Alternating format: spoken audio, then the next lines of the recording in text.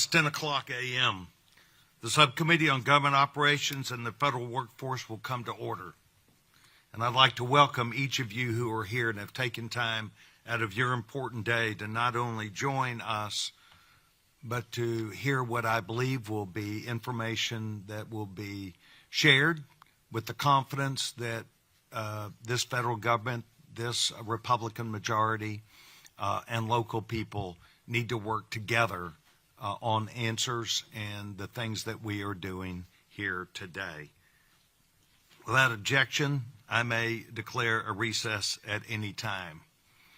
Before commencing the hearing, I'd like to recognize the members of the subcommittee who are joining us here today, and I want to thank them. The gentleman from Arizona, Mr. Biggs. Andy Biggs is an important member of not only government reform and oversight, but leads much of our effort as it relates to the border. He represents Arizona. And Andy, I want to thank you for taking time coming from a hearing yesterday across to here. Also the gentleman, Congressman Chuck Edwards, who is from North Carolina, who was with Chairman Biggs yesterday and maybe the day before in Arizona. And I want to thank both of them for coming to this rain-drenched area of Florida as we do this hearing. We also, of course, have a local congressman, a very diligent and important member of not just our subcommittee, but also our committee, and as a colleague also that serves with me on the Financial Services Committee, Byron Donalds. Mr. Donalds told me last night that he would be a bit late, and I will tell you, I understand that, because if I were in my district, I would be way late. But we will expect to have Congressman Byron Donalds here in just a few minutes. And as I was just told, he's getting ready to walk in. But thank you to each of you for joining us today. Today's hearing, I hope, will be productive and a benefit to each of us who are participants. And I now recognize myself for making an opening statement. And I want to welcome everybody. Today is official business of the United States House of Representatives, the House of Oversight and Accountability Subcommittee on Government Operations and the Federal Workforce. The great people of Florida have shown a remarkable strength and determination as they continue to rebuild what was a devastating effort that came against them with the wake of Hurricane Ian. And I would like to thank my colleague who is getting ready to walk in, Congressman Byron Donalds, for raising really the spectrum of taking a look at not just what happened here, but what has happened since. He has constituents and also elected officials that represent people, and they know that we need to be better prepared for future disasters, but also to end the things which we are doing now.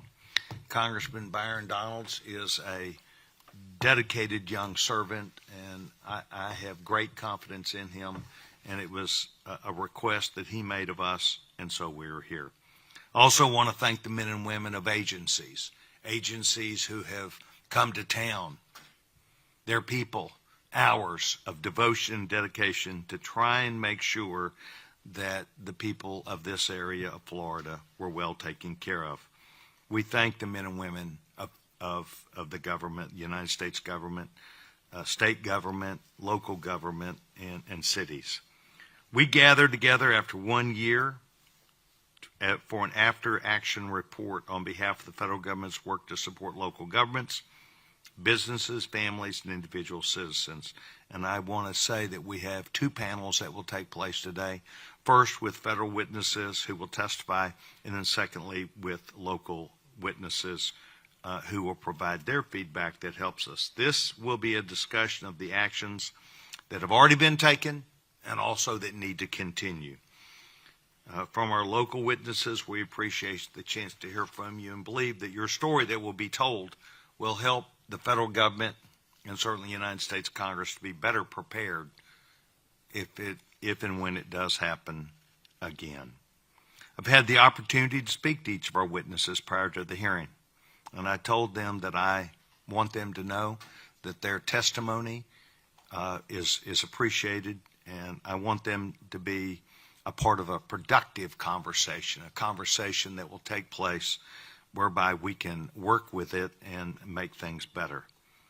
While we're currently focused on this effort, we all know that it won't be the last time that federal, state, and local governments must come together to help rebuild communities. And this morning as we woke up, we saw how Hawaii, the state of Hawaii, is going through something that's similar, but that is total destruction of many cities.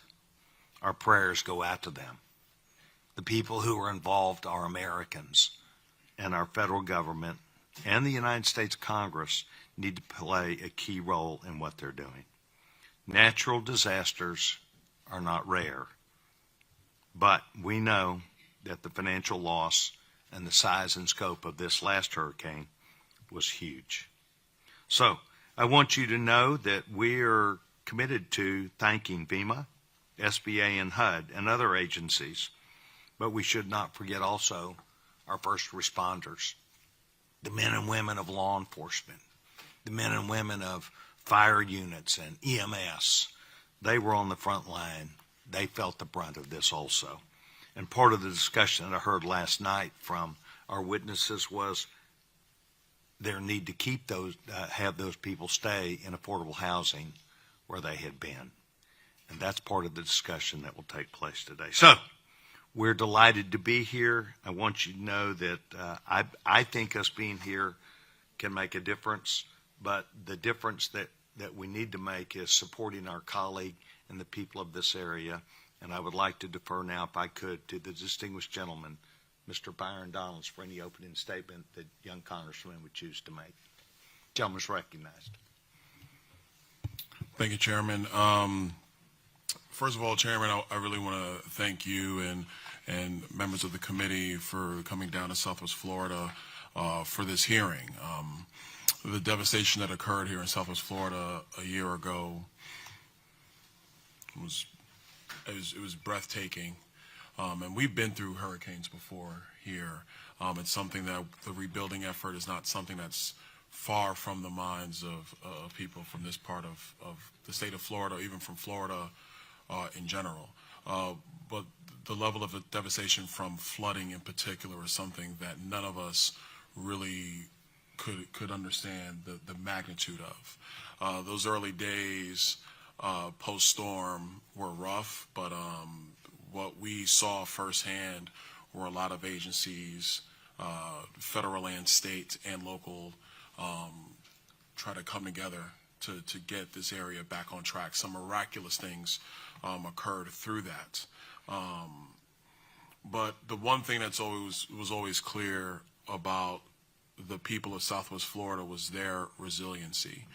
Chairman, I can tell you we had residents on Fort Myers Beach who hunkered down through this storm, which was shocking to me, but they did and did not bat an eye.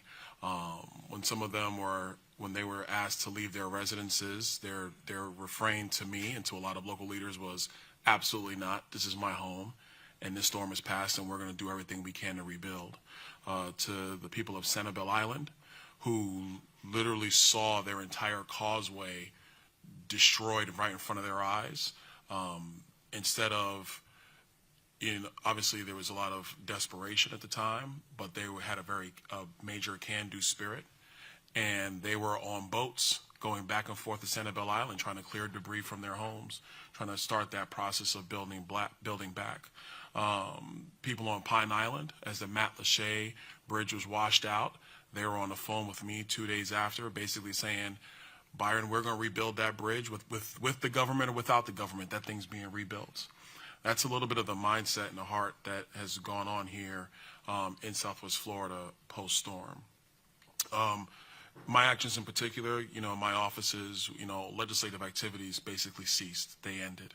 And at that point, everything was about trying to make sure that all of our offices, whether it was here locally in the district office or the DC office, were available to provide any service, any resource, act as a hub for our constituents, those in need. We toured many areas of the district, from doing aerials over Sanibel and Fort Myers Beach, and Matt Lachey. It was even being on the ground, right here locally in the Harlem Heights section Southwest Florida, right off of San Carlos Boulevard, trying to assess the damage of those on the barrier islands, those who were on the mainland, so to speak, but right off of the low-lying areas, right in those low-lying areas, to assess their issues and what was going on there. The devastating impacts to the Southwest Florida community were immense. I mean, we saw the pictures all over the news and all over social media of massive, boats in roadways, and you would see cars in mangroves, and et cetera. And we still have some of that stuff is still there, present to this day. There were organizations from all around the country that made their way to the district, strangers, nonprofits. People would bring food, people would bring supplies, all that they could do to try to help our area recover. You had nonprofit groups, churches coming together to strip drywall, to scoop out mud, to get carpeting out, and a lot of the mobile home parks in our area, you had nonprofit groups come in to try to help people who this was their retirement, this was their home, and as they were watching the particle board floors evaporate from a combination of water damage and heat, trying to help them find a new place to go to. We've had groups come in to assist with laundry services, etc. Simply put, the recovery efforts were massive, but they're still not done. And there's still, although we've made a lot of progress in a lot of areas of Southwest Florida, there's still much to be done. I really want to thank the chairman for scheduling this hearing today to discuss with government officials from FEMA, from SBA, and from HUD, which are the three main federal agencies that oversaw Hurricane Ian response from a federal level. I look forward to this hearing as we take an overall view of the efficiency and the effectiveness of the federal government's Hurricane Ian response. I look forward to having a blunt and open conversation today with which will ultimately improve disaster relief efforts in the future. And the one thing, Chairman, I will say is that, like I said, in Southwest Florida, we're accustomed to these events. They do happen periodically. And the number one thing we want to make sure that we accomplish is that coordination between federal and state gets better, that the triage, the assessments, and the delivery of resources to our citizens gets better as time goes on. But I'd be remiss if we didn't acknowledge the fact that there were and are some gaps that do need to be addressed, and I think that's really the purpose of this hearing. And so with that, Mr. Chairman, I'm going to yield back to you, but there's a couple of things I do want to enter into the record, if I may. Without objection, gentlemen, will make those. First is testimony from the City of Fort Myers Beach, outlining the proposed action plan to improve federal disaster relief. The second is testimony from the City of Cape Coral, expressing their perspective on the federal government's hurricane release efforts. Number three is testimony from a married couple from Fort Myers Beach, expressing their take on the federal government's Hurricane Ian response. Fourth, testimony from Randy Denzer, who was a volunteer from Texas who traveled to Southwest Florida to assist with Hurricane Ian response. Fifth is an article titled, "Man Refuses to Get Off His Fort Myers Beach Roof, Protesting FEMA Regulations." That was a Wink News article. Sixth is an op-ed that I published titled, "Lessons Learned from Hurricane Ian, Let's Embrace Nuclear." 7, a letter from Southwest Florida's only short-line railroad, Seminole Gulf Railway, relating to Hurricane Ian recovery efforts. And 8, a letter that I sent today to the U.S. Postmaster General Louis DeJoy, requesting that the United States Postal Service extend its mail forwarding deadline by another 6 months to assist my constituents that are still rebuilding their homes and recovering from Hurricane Ian. And with that, Mr. Chairman, I yield back. Gentleman yields back his time, and I want to thank the gentleman for the people that are here that are constituents of Congressman Donalds. You should know that his activity and outreach across not just the United States Congress, but our government has been one of spectacular nature. And he alluded to, we wanted to come here now and not wait until we had more answers, which are going to take place in legislation that would be on the floor during the month of September and October. And that is very important that we follow up, and the feedback from our federal government employees does help. At this time, I would like to say that we're going to have two panels. The first panel will feature federal witnesses, the second panel local. I'm pleased now to introduce the federal witnesses who have already placed themselves properly before this subcommittee. We have Thomas McCool. He's been a member of FEMA's Federal Coordinating Office for over 14 years as an officer and management person in that area. Over the course of his career, he's participated in over 50, and this is amazing, 50 presidentially declared disasters, acting as CEO and FCO for a record of 31 of these events. Mr. McCool is charged with coordinating the federal response to Hurricane Ian for FEMA and from the storms that have happened down in Florida. So we have the person that is here from FEMA, Mr. McCool. Welcome. Francisco Sanchez Jr. served as Associate Administrator for the U.S. Small Business Administration Office of Disaster Recovery and Resilience. In this role, Mr. Sanchez is responsible for evaluating the priority of business and economic recovery by redesigning the agency's disaster enterprise to better support America's 33 million small businesses. We are delighted that he is here today. And lastly, we have Marion McFadden. She serves as the Principal Deputy Assistant Secretary for Community Planning and Development at HUD, the Department of Housing and Urban Development. In this role, she oversees the administration of federal financial assistance to combat homelessness, the creation of affordable housing opportunities, and to strengthen local communities as they have disasters. So, pursuant to Rule 9G, the witnesses will please stand at this time and raise their right hand.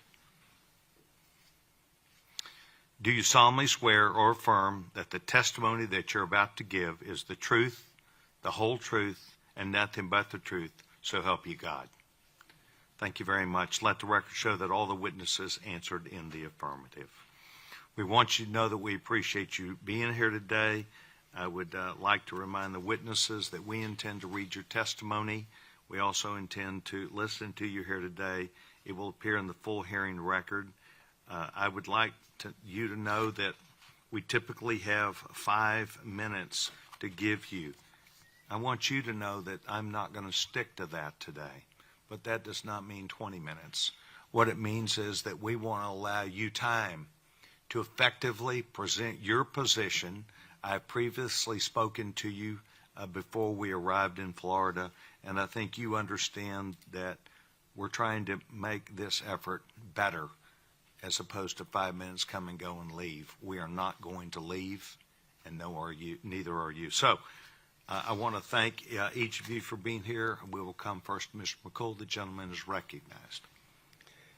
Chairman Sessions and members of the subcommittee, thank you for the opportunity to discuss FEMA's efforts to help Florida recover from the devastating impact on Hurricane Ian. My name is Tom McCool, and I'm a Federal Coordinating Officer in FEMA. I was the Federal Coordinating Officer of record for Hurricane Ian until May of this year. Ian is the third costliest natural disaster ever in the United States after Hurricane Katrina and Harvey. It was initially anticipated to strike the Tampa Bay area, but instead took aim at Lee County and pushed a destructive 10 to 15-foot storm surge into Fort Myers Beach, Sanibel Island, and Pine Island before causing significant flooding across central Florida. Combined with high winds that resulted in damage to over 50,000 homes and businesses and the collapse of a large portion of the Sanibel Causeway, temporarily cutting off all the vehicles' access to Sanibel Island. Under the leadership of Administrator Dan Criswell, even before the storm made landfall, FEMA coordinated with the Florida Department of Emergency Management and local partners to ensure resources were in place for a rapid response and a quick start to recovery. Through a people-first focus, we worked aggressively to eliminate barriers that might slow efforts to help individuals and communities impacted by the storm. FEMA took advantage of time before Ian hit to pre-stage resources and commodities strategically, including 3.7 million meals, 3.5 million liters of water, 128,000 gallons of fuel, as well as FEMA urban search and rescue personnel who assisted in life-saving operations and helped expedite FEMA assistance to communities. FEMA acted quickly to coordinate the deployment of more than 4,000 federal responders, including 7 disaster medical assistance teams. FEMA also arranged for barges and helicopters to reestablish critical services on Sanibel Island until the causeway could be repaired. We implemented a unique rapid debris removal task force that used technology to identify areas where debris was concentrated. This allowed 19 million cubic yards of debris, enough to fill more than 5,800 Olympic-sized swimming pools, to be moved in record time and cleared. This was weeks faster and months faster than we have previously done with any other large event of this size. Data collected by geographic information systems also allowed us to expedite remote damage assessments for private homes and buildings, eliminating the need for in-person inspections.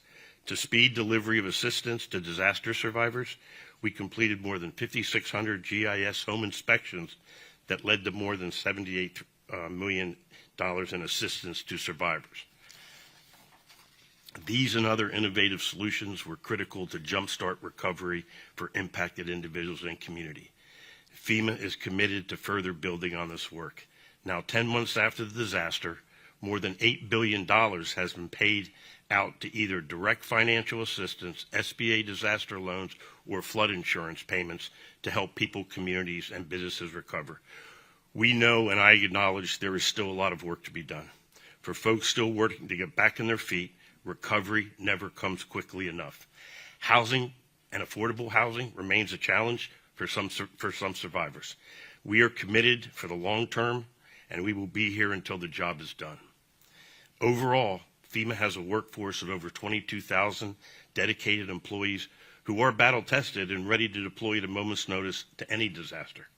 We have personnel prepared to support life-saving response operations, including 4 national and 13 regional incident management assistant teams, 28 urban search and rescue teams, and 36 emergency communication teams. Our warehouse and distribution centers across the country are stocked and ready to support states and tribes with water, meals, cots, blankets, generators. Beyond that, our pre-negotiated contracts and interagency partners are ready to meet the moment of any disaster that develops. Our approach to post-disaster housing continues to evolve based on successes and lessons learned from previous direct housing missions. Our goal is to deliver safe, durable housing for displaced survivors following any disaster, regardless of the location, scope, or scale. Last year, here was the first time we deployed a direct housing implementation team to expedite housing for survivors. We're also excited to continue to deploy a new public assistance initiative, the Public Assistance Navigator, to provide personnel to help applicants through the process of public assistance. Finally, as we do every year during hurricane season, we continue to amplify preparedness message.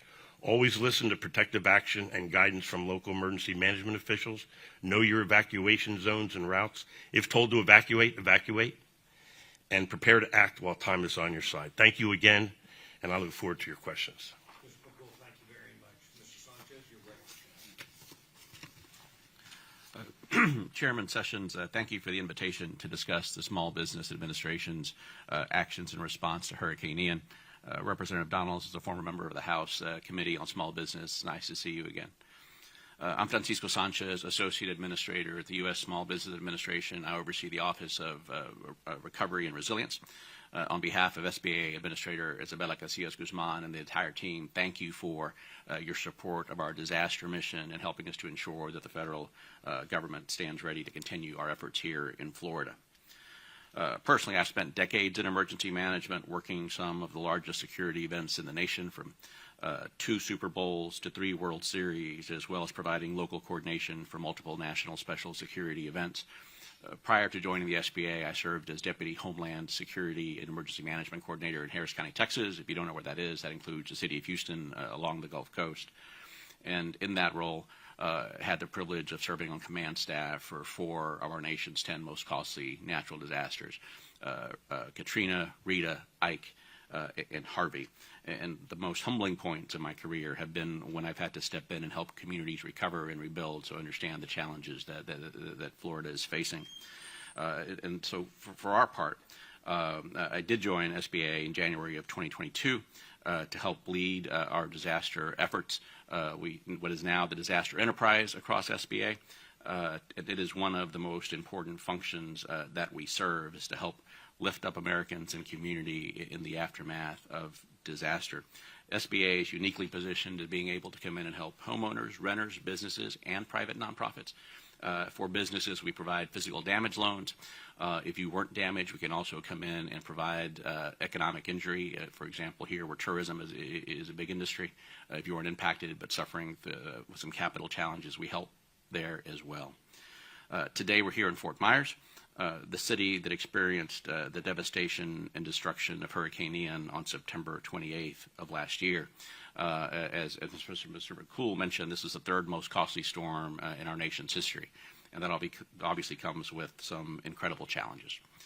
On September 29th, President Biden declared a major disaster in Florida the day after the storm hit, and SBA on that same day was on the ground ready to deliver disaster relief in this community. A few short weeks later, Administrator Guzman and I traveled to Florida to visit with businesses, visit with local officials, and listen to how we could prioritize and deploy on the ground in a way that would meet local priorities. One of the things that we do is open business recovery centers to make sure that we can help local businesses and the economy recover. Working alongside with our federal partners and state partners, we also surge in at the disaster recovery centers at the community level. Actually, we are in the first disaster recovery center that opened after the storm. One of our most innovative approaches to enhance SBA's outreach here in Florida was the deployment of portable loan outreach centers, what we call PLOCs. They are lightweight, mobile, deployable systems that help us enable rapid response to some of the most damaged and vulnerable locations. And so one of the things we saw here is communities where facilities couldn't open yet. There wasn't enough power, limited issues and capacity. So they're basically tents, solar-powered tents, tables, and our staff that go into those communities to make sure they don't have to wait for help. That model worked. We deployed those in other parts of the state to make sure that we could meet the customer where they are. Since September of last year, we have approved more than $1.9 billion in assistance to 25,000 loan recipients. And of that amount, $371 million has been approved for businesses in these most impacted communities. Since that year, since coming up on the year mark, we opened 10 business recovery centers.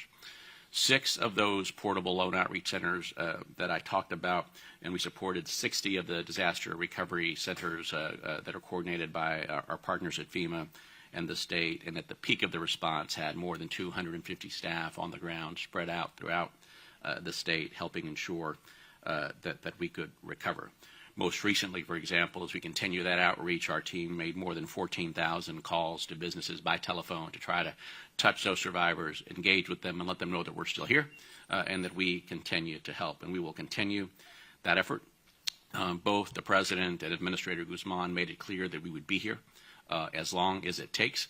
I'm here to reiterate that and to tell you that we continue to be on the ground, and I don't see us going anywhere anytime soon. We've got some long work to do. So I appreciate the opportunity to tell you a little bit about what we've done, but more importantly, from the local perspective and having been there, to continue that dialogue to see how we can adapt, continue to pivot, and make sure that we are there for every step of the way to see Floridians recover. So thank you so much.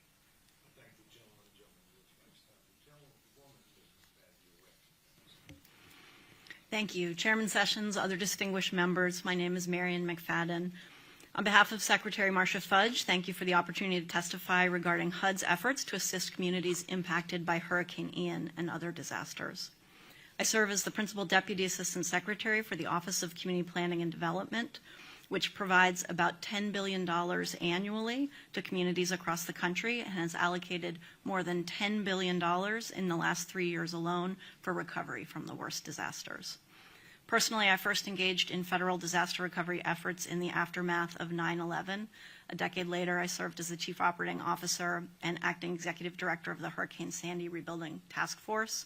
Working to improve disaster recovery has been infused in every aspect of my career in the public and private sectors.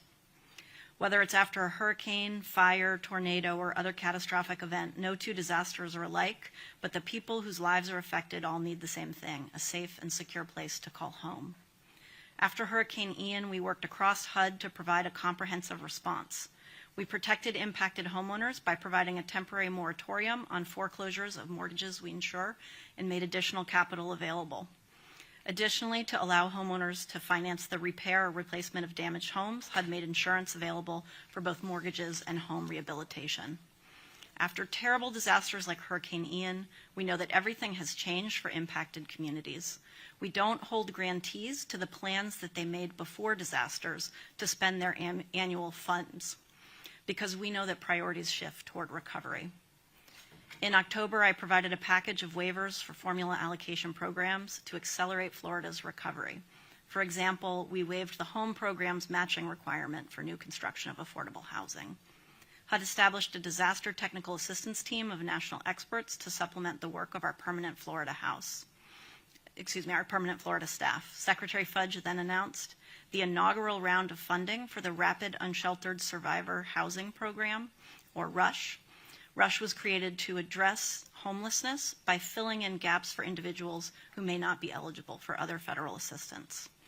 Then in March, Secretary Fudge announced nearly $2.8 billion in additional recovery funding for communities in Florida, including $1.1 billion in funding specifically for Lee County. This long-term recovery funding is provided through the Community Development Block Grant Disaster Recovery Program, or CDBG-DR, which primarily serves low to moderate income families and communities. Key decisions on how to spend these funds are made at the state and local level. CDBG-DR is used for repairs and new construction of homes, for the redevelopment of damaged infrastructure like roads and bridges, and for small businesses as they recover from their uninsured losses. CDBG-DR supplements other federal recovery assistance programs administered by FEMA and SBA, as well as the United States Army Corps of Engineers, but, and I think this is an important point, it does not supplant them. After HUD allocates CDBG-DR funding, jurisdictions prepare plans to outline how they will use the funding. They seek community feedback on their plans, and then they revise and submit those plans for HUD's review. We provide regular training and technical assistance, monitor grant administration, and partner with our Office of the Inspector General throughout the life of the grants to prevent fraud, waste, and abuse or duplication of benefits.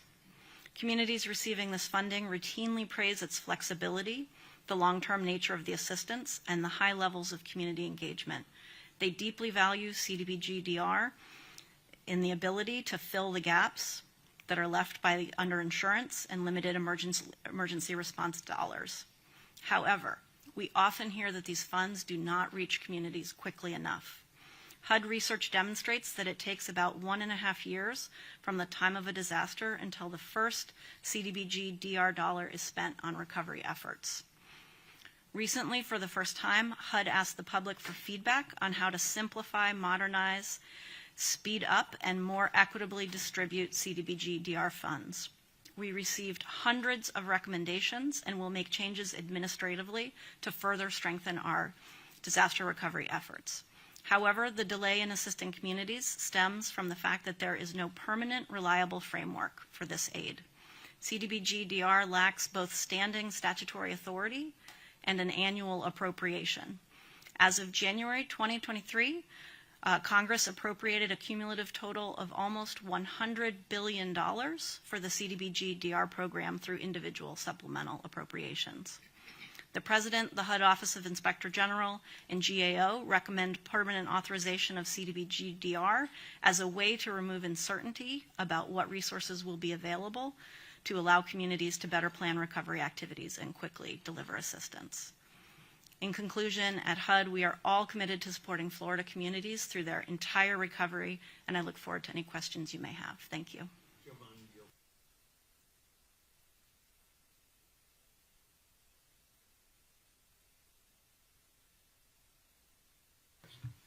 Thank you, Chairman. Witnesses, thank you so much for your time. A couple things I want to get to. Mr. McCool, quick for you first. In May 23 of this year, FEMA published a document titled Questions and Answers about Travel Trailer Removal on Barrier Islands. Specifically, the document says that the August 1 target date for removing trailers should allow many homeowners to complete their repairs and return to their homes. Can you please provide an update on whether FEMA has repossessed any trailers allocated to my constituents in Barrier Islands? Yes, sir. Thank you for the question. As you know, Pine Island, Sanibel, and Fort Myers Beach were catastrophic. At the end state, we ended up putting 111 travel trailers on those 3 islands. There's 16 there left now. Those folks that have moved out have either moved into another FEMA facility, like a direct lease, an apartment, or their home has been repaired. And there's 16 households that have elected to stay, and they know the risk that they're under. Okay, but let me follow up to that question because there were 2 issues surrounding travel trailers.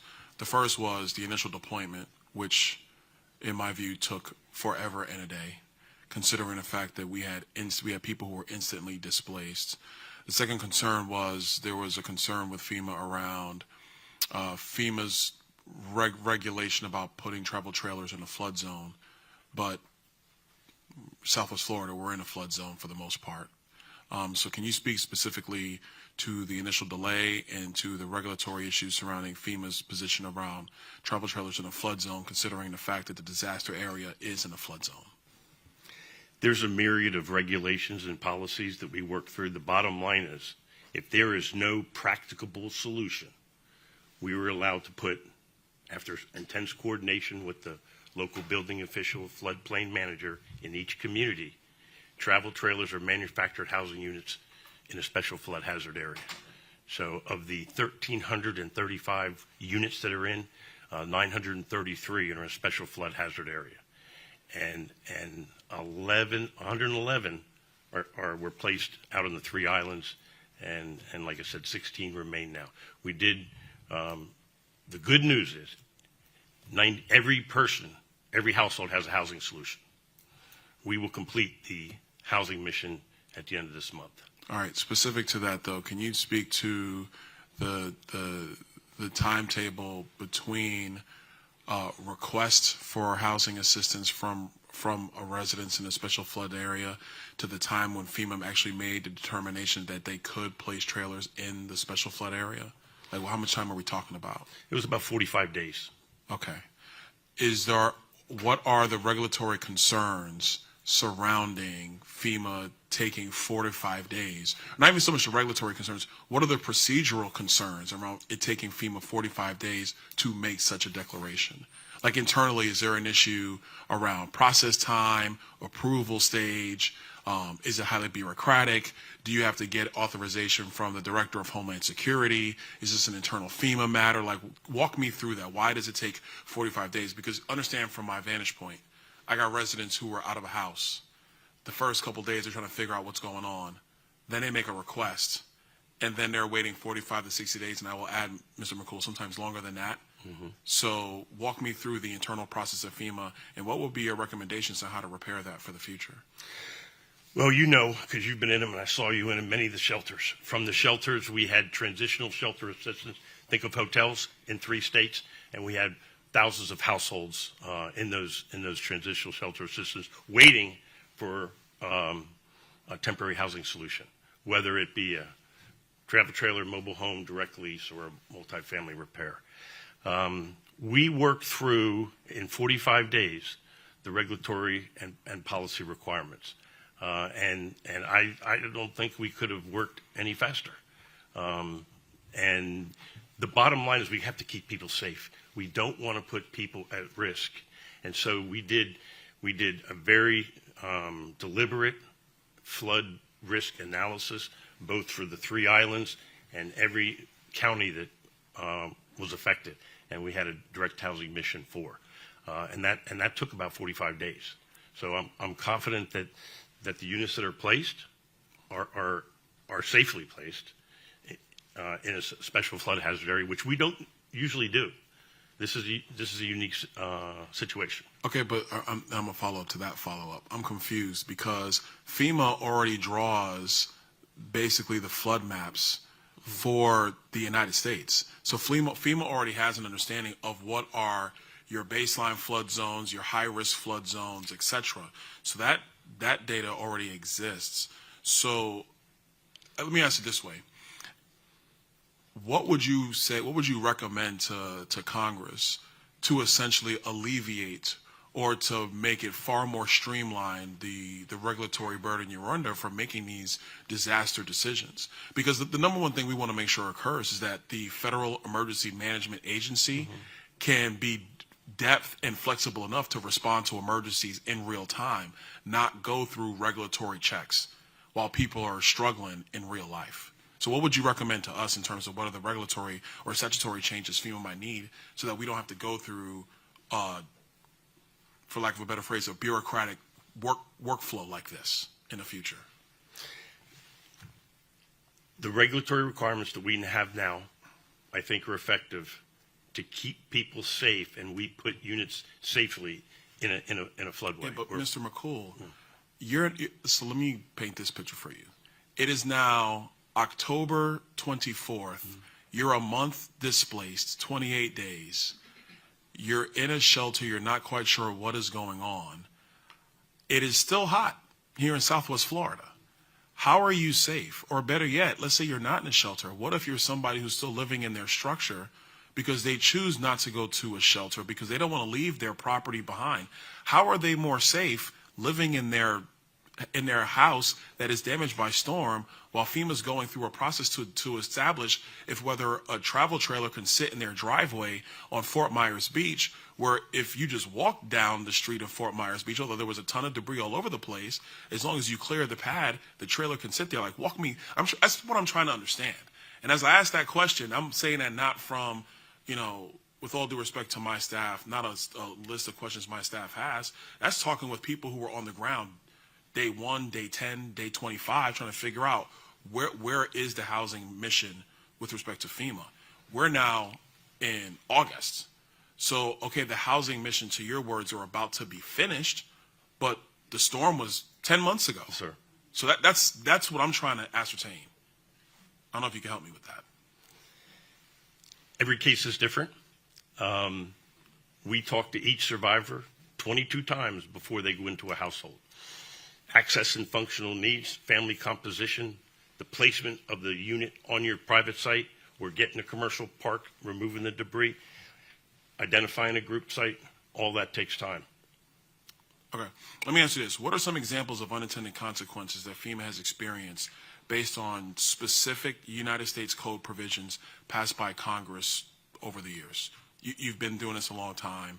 I'm quite sure internally you guys are like, oh my gosh, I can't believe they passed this back in '92. This was stupid. Or I can't believe they did this post-Katrina. I got what they were trying to do, but it's not really helpful. What are you guys internally saying about some of the stuff that's in the United States Code that we can adjust? I'd like to get back to you on the record with the specifics of that, Congressman. On the record or off the record? On the record. Oh, okay, that's good. Mr. Chairman, I don't know if other members have questions. I got other questions, but I want to make sure I let the members have time if they want. Let's come to some agreement here that you have agreed that you will provide this committee and the gentleman, Mr. Donalds, that information that you do not have readily available right now. When would the gentleman be providing that? We'll work quickly with our staff at headquarters, and our goal is 2 weeks. The gentleman has suggested that it would be 2 weeks. I would It's fine agree by to me. that. What would the gentleman from Mr. Donald say? That's fine by me. We would agree with that, Mr. McCool. Thank you very much. A professional response we expect and want to thank you very much. As we had stated from the beginning, the outcome, we wanted decision makers who were here. That does not mean you understand every single circumstance, and we respect and appreciate that. I'd now like to move to the gentleman, Mr. Biggs. The gentleman is recognized. Thank you, Mr. Chairman, and thank you for holding this hearing today. Thank you, Representative Donalds, for hosting as well, and appreciate all the witnesses here for this panel and the next panel as well. And I appreciate the community for hosting and the law enforcement who are here. And I have a few things, but I am going to come back to the bone that Mr. Donalds has kindly set out for me to chew some meat off of. But before I get there, I want to just go through some other stuff as well. FEMA, Small Business Administration, the Department of Housing and Urban Development are among the more than 30 federal agencies that Congress has tasked with programs focused on disaster relief and recovery efforts. It's no secret that the patchwork of programs can be a nightmare to disaster survivors and communities to navigate. But Congress' ad hoc approach to providing support for these programs contributes to delays in the deployment of resources to impacted communities. I think what Mr. Donalds is getting at, and what I want to make as the theme is Congress is as much responsible for any flaws in disaster relief as any agency, for sure. And that's why I think he's asking those questions, and that's why I'm going to follow up on some of those questions in just a second. I have concerns that even when we authorize programs, they may obscure the risk, financial and risk to actual lives that Americans face from natural disasters. This hearing is also incredibly timely. As we approach the one-year anniversary of Hurricane Ian's landfall, FEMA's most recent report on the Disaster Relief Fund suggests that it will be depleted near the end of the fiscal year. The National Flood Insurance Program will expire on September 30th, and reports indicate that the Biden administration will be requesting as much as $12 billion in disaster funding at some point this very day. I appreciate the opportunity to hear from the members of the community who were impacted by Ian and from the agencies responsible. So, first, for each of you, can you discuss what funding your respective agencies may be seeking in this disaster supplemental and how that funding will be put to use? We'll start with Ms. McFadden. I'm not aware of any funding for HUD. Thank you, sir. Thank you. Mr. Sanchez? I'm not aware of funding needs, sir. Thank you. Mr. McCool? Yes, sir. I understand that a supplemental request will be moving forward imminently. I know that. That's what I just said. How much money are you asking for? Is FEMA asking for any money in this disaster supplemental? Yes, sir. I have to get the specifics for you for the record. Okay. I would really, since it's being requested today, I would assume that you could probably get that in the next 15, 20 minutes. You've got good staff there. I think they can make a call to HQ and find out for us. And I would like it before we leave the hearing to know how much, please. Yes, sir. So I want to get back to the thematically important topic that my colleague, Mr. Donalds, has brought forward. And I want to, he's such a diplomat, and he does it very nicely. And I'm not trying to be antagonistic. I'm just trying to understand. There's got to be, because you kept saying you had some regulatory constraints that took 45 days there. What are those regulatory constraints? Can you cite some specific code or rules or regulations and give us some numbers so that we can understand what those constraints are? So most of it's in 44 CFR, Part 60.3, Part 9. They have to do with environmental, floodplain management, et cetera. And so as we work through those issues down to each community has a building official and a floodplain administrator, and they may have different standards of where we can put manufactured housing units. And then there's environmental standards, and then there's working in the special flood hazard areas, and we don't put travel trailers in high hazard areas, V zones, et cetera. But once we find out there's no practical solution and can justify that, and in conjunction we're doing a pretty detailed risk analysis on each individual unit going in. And so that's the regulatory constraint, and then you have staffing constraints because you're evaluating each unit, basically, is what you're telling me. Each survivor is different, and each has different needs based on family composition, based on mobility issues, ADA compliance. Each and every situation is different. And what we like to do is put units close to the home, close to where the schools are, close to where the doctors are. You know, we could easily put up group sites 100 miles away and people wouldn't come. So we have to talk to the survivors. We have to figure out what their needs are. Our number one focus is taking care of our survivors and what their needs are.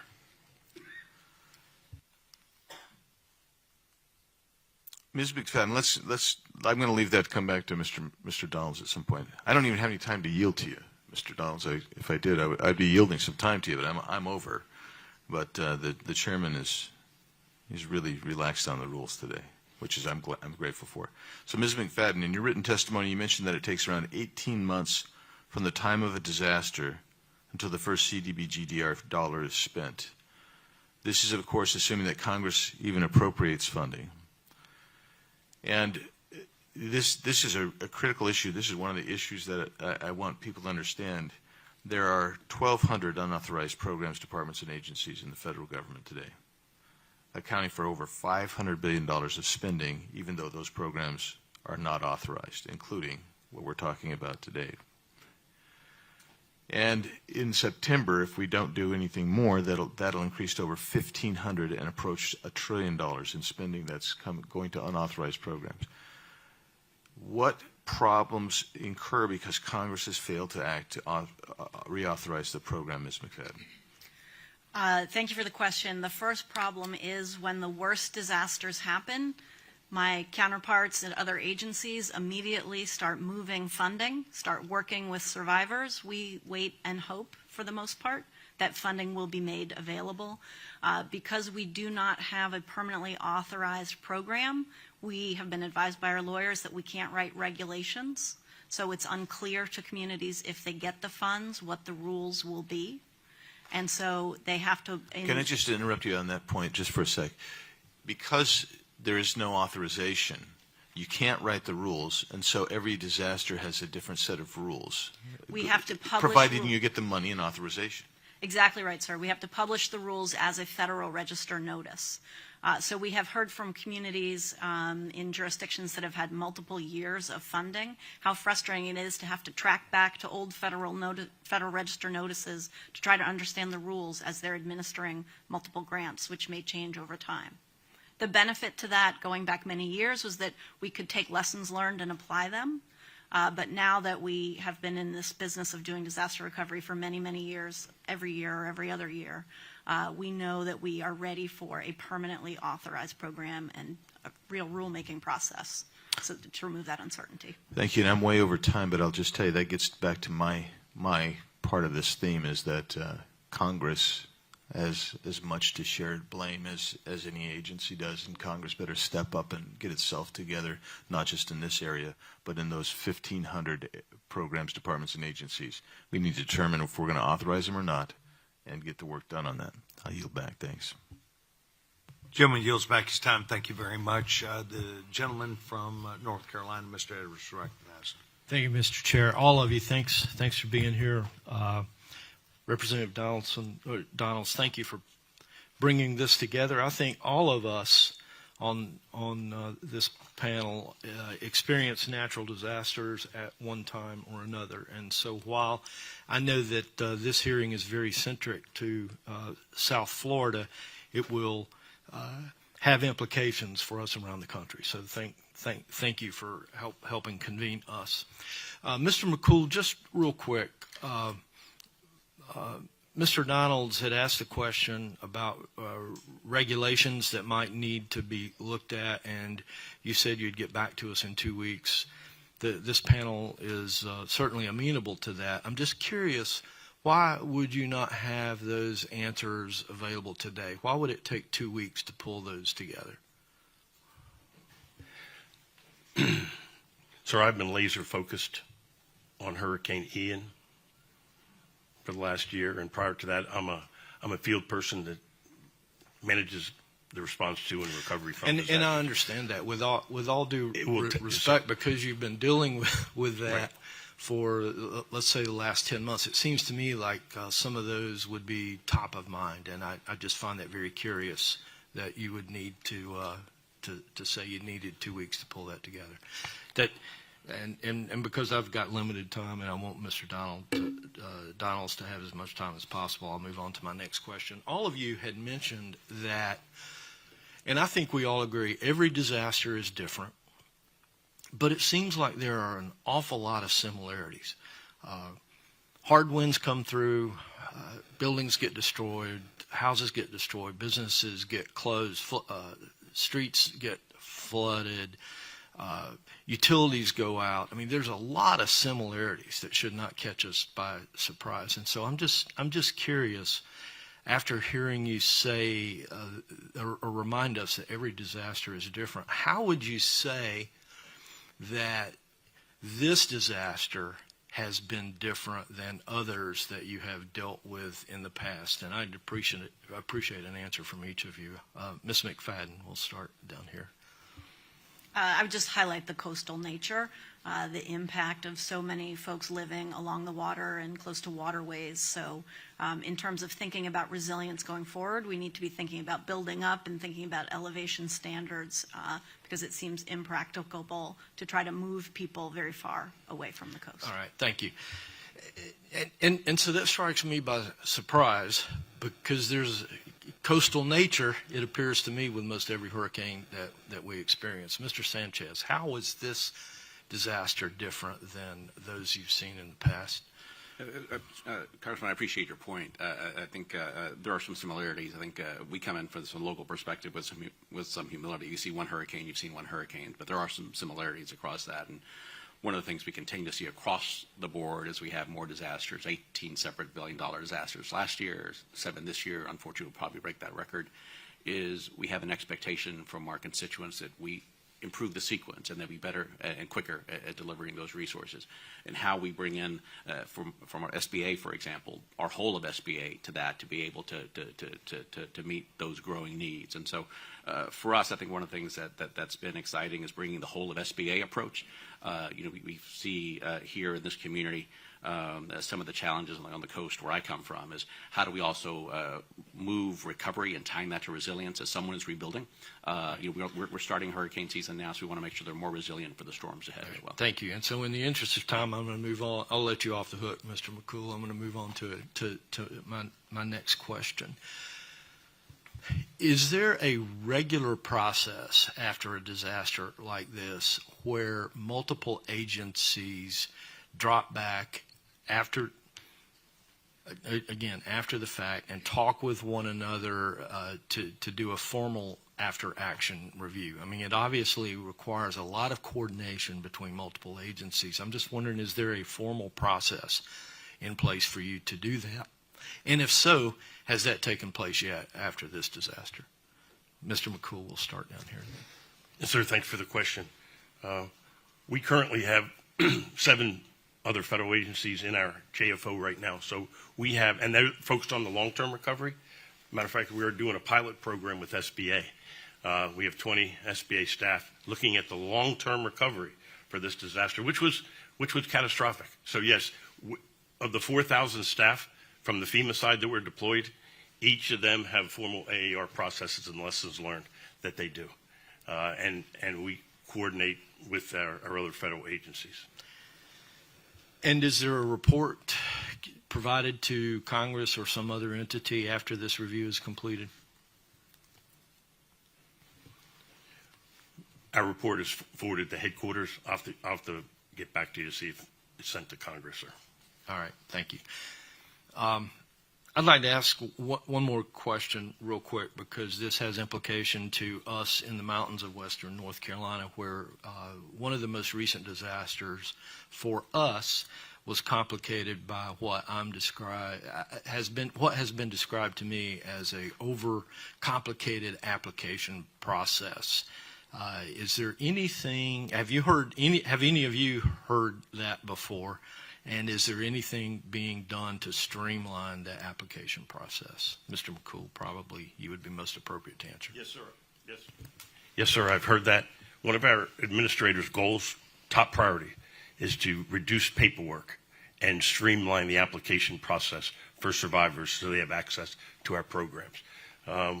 We use disaster survivor assistance teams Matter of fact, we had 657 of them here for Hurricane Ian. But in rural areas like you are, disaster, and they have iPads, tablets, and they're able to go house to house to register survivors on the FEMA side. We also have mobile emergency response vehicles that will be able to set up in parking lots, and they're mobile and they have satellite capabilities. All right. Thank you, Mr. Chair. Thank you for the latitude to go a bit over. I'll yield. Thank you.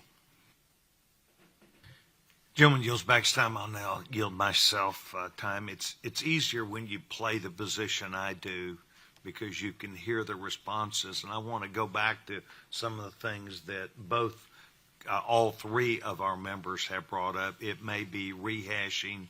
I want to dig a little bit deeper if I can. We heard Mr. McCool that there were 111 travel trailers that were provided. Today, some 16 remain. Is that correct? Yes, sir. You brought in some 250 people to help, and I know they're not all into the trailers, but they're into removing dangerous items, preparing long-term planning, each of those things. It seems like to me that some of the rules and regulations related to that could be streamlined. I think you've agreed to look at some of these things, but I'm interested in what Mr. Edwards said about this report, what might be an after-action or a mid-action report. I believe that you at FEMA are the lead on behalf of the efforts that go on here. Is that correct?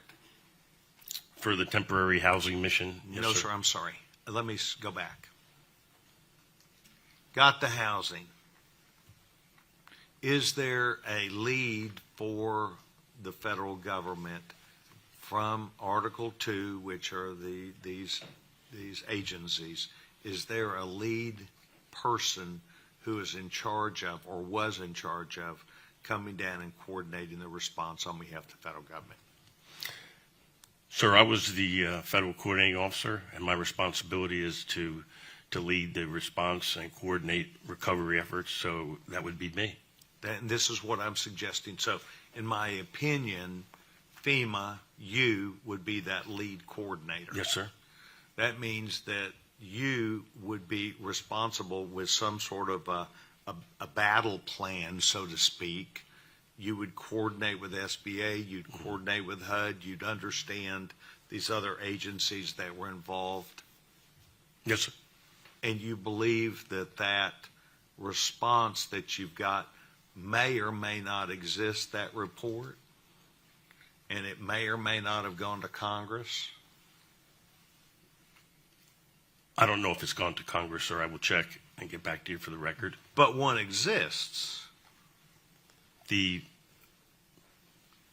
This overall plan, FEMA as the lead is responsible for the coordination. That would tell me that FEMA, the coordinator, was aware of circumstances, the need, the result, the interaction, the moving the government towards their answers across the board. Is that correct? Yes, sir. We have incident strategic plans that cover all federal actions. Yes, sir. Well, you mentioned you had some 4,000 people that could be providing feedback, but does it come to a point where there's a lead coordinator within FEMA, presumptively you? Does that move upstream to where there's a list of the needs, of the priorities, of the advancement towards those goals? Is that ever coordinated, or yes, is sir. everybody on their own? Oh, no, sir, on a daily basis. We have unified coordination group meetings, and we set objectives, priorities, and we track them, and we follow them. We have metrics to them, and we do that since day one of this disaster, and we do that for all of our disasters. Okay. So in that coordination, was there conversation with your key partners about looking at this disaster? I know we've said a hurricane's kind of a hurricane, and yet there are particulars because of the people or the locations. Is there conversation about CDBG money and its impact on this island and following the law or discretion that may be necessary of the total amount of money, housing versus businesses? Was that ever in the conversation, and what is your thinking there?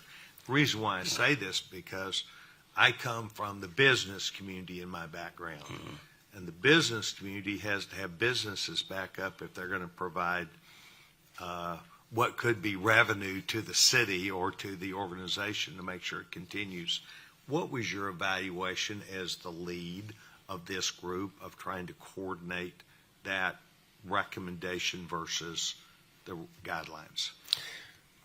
All of the agencies that I mentioned, to include HUD and SBA, were mission assigned, and in our joint field office, along with the state of Florida, Florida Department of Emergency Management, and they are still there to this day, up in Lake Mary as well as down here, right up the road. And we coordinate on a weekly basis in terms of priorities, in terms of what you need, what we could do, what you could possibly do. That coordination is ongoing. What is your evaluation, any of the three of you, on that recommendation for getting the money and handing it out versus what might be affordable housing, what might be SBA loans, which might be actually to look at the island, to look at this area and say, here are its real needs. Is there an impediment to that process? Is there an impediment to that outcome? Or do you have the ability to come in and say, we're going to have to spend more money on businesses as opposed to affordable housing because of the particular circumstance here? We work close. Do you want to take that? Sure. If I may, sir, in Washington, we're not making the decisions about how the funds are used locally, and it's not even the federal government with our counterparts in Florida. With the CDBG funds, the state or the counties that have been allocated the funds go through a local planning process. So in allocating the funds to them, we use data from FEMA and from the Small Business Administration about uninsured losses. But ultimately, those decisions are made by the state and the county leadership. So you're suggesting to me, very directly, that that money would come, what we might call local money, federal money that would come. Do you place restrictions or rules and regulations on those? It's federal money, so of course we do, because we need to ensure compliance with all the laws and the regulations. We are transparent in the data that we use in allocating, and we say, essentially, this is how much housing need we think you have, how much small business need, and how much infrastructure need. So there's a recommendation? And if you want to use it differently, come and talk to us. Show us how your local needs are different from what the federal data reflects. Is that within the discretion or a waiver that we spoke about in the beginning? Depending on the unique circumstance, but we routinely see communities spending their money moving amongst the pots differently from how we initially did the allocation. Would that be up to a county to make that decision? Would that be up to a state to make that decision? In Florida, it would be either, because we made allocations to the state as well as to multiple counties. So whoever has the direct relationship with HUD is the decision maker about how to do that plan. Once they make the plan, they can amend the plan as well. They're not held to it. Have they sought some of these waivers that you have not approved? Unfortunately, we're just at the starting gate now with the money. So there are 2 plans out for public review. Nothing's even come into us. All the plans will come to us by September 20th. So you believe in your testimony today that the way the circumstances exist, that you would be given that flexibility to effectively work with a local establishment, local government, on that money, and that you, under the law, would be flexible enough to understand their individual needs. Yes, sir. That's important for me, and that is an important part for this community to understand, because there is a concern about the ability to have business come back that provides the revenue and those mechanisms. I am interested in going to SBA and their take on this matter of the money that they would have available, and whether there are any rules or regulations that inhibit your flexibility to effectively hear from what we've now heard Ms. McFadden say, if you agree, local entities. In other words, a local legislative body being able to effectively deal with you and then with the end user, which might be someone that you're going to give a loan to. Sure. Chairman, thank you so much for that question. I think we're in an exciting time in SBA in that we used to be a lend and leave program. We are probably reimagining the greatest shift in how we approach disasters in the agency's 70-year history. When it comes to your question, we're looking at everything, what is within our rulemaking with a lens of focus, visiting with local businesses, chambers, and officials to see, one, not just what we bring, what do you need so we can adapt to that, going just beyond lending, but bringing other parts of SBA through reconsideration, helping people be more resilient, having them access to other SBA programs that we haven't before. So for us, anything is on the table. We're here to learn. This is the first time we've been here for midterm and long-term recovery, so we're here to capture some lessons.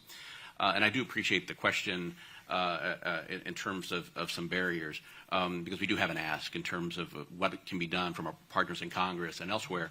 Is duplication of benefits is a significant issue that impacts the disaster survivor. Right now, and just focusing on a relationship with FEMA, a disaster survivor is considered to be taking duplication of benefits. If they get a $5,000 loan from FEMA and a $50,000 grant from SBA, that's becomes cumbersome. So a disaster survivor becomes very weary. Do I want this program or do I want that program? Am I in violation of the law? Is this impeding future down the line some benefits I could get from CGBR? Let me do the math for you. The average payout for FEMA for a grant is $5,000. The average loan for SBA is $50,000. By the time you come to SBA, it's because you don't have the capital that you need to recover, so you're coming here for a low-interest, long-term loan so we can help. And it frustrates me, quite frankly. It frustrates disaster survivors that they have to worry about that balance. And so the intent is we're a loan. At some point, you're going to pay us back, and we've got some great success rates at that.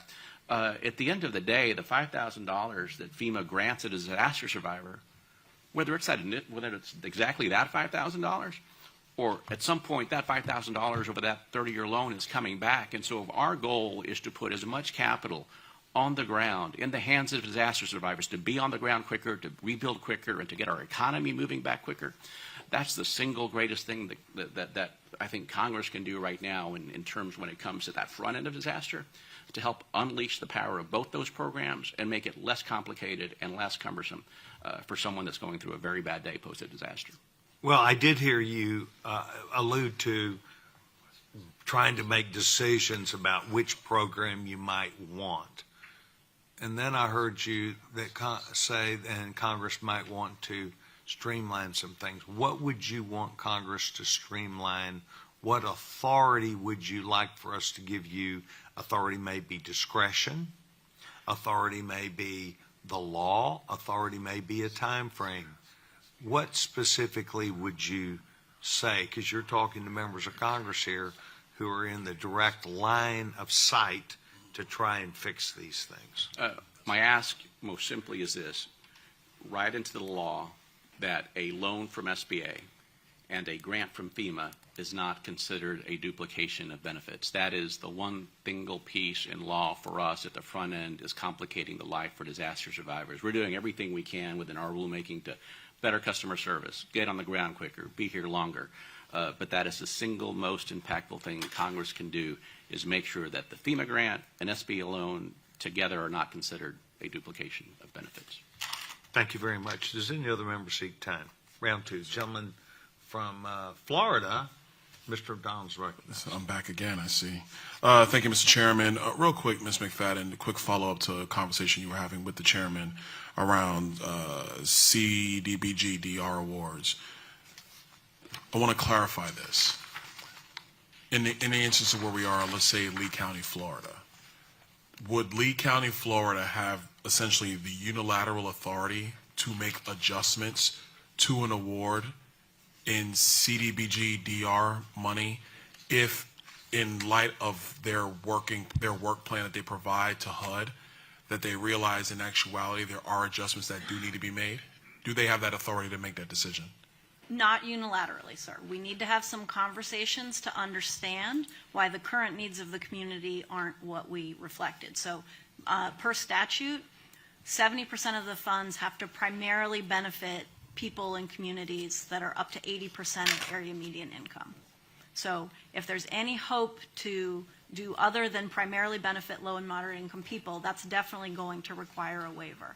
But when we look at between the different categories of activities, we need to have some conversation, but the permission to do that won't be unreasonably withheld. Okay, so a quick follow-up to that, because you make a key point about their percentage of median income.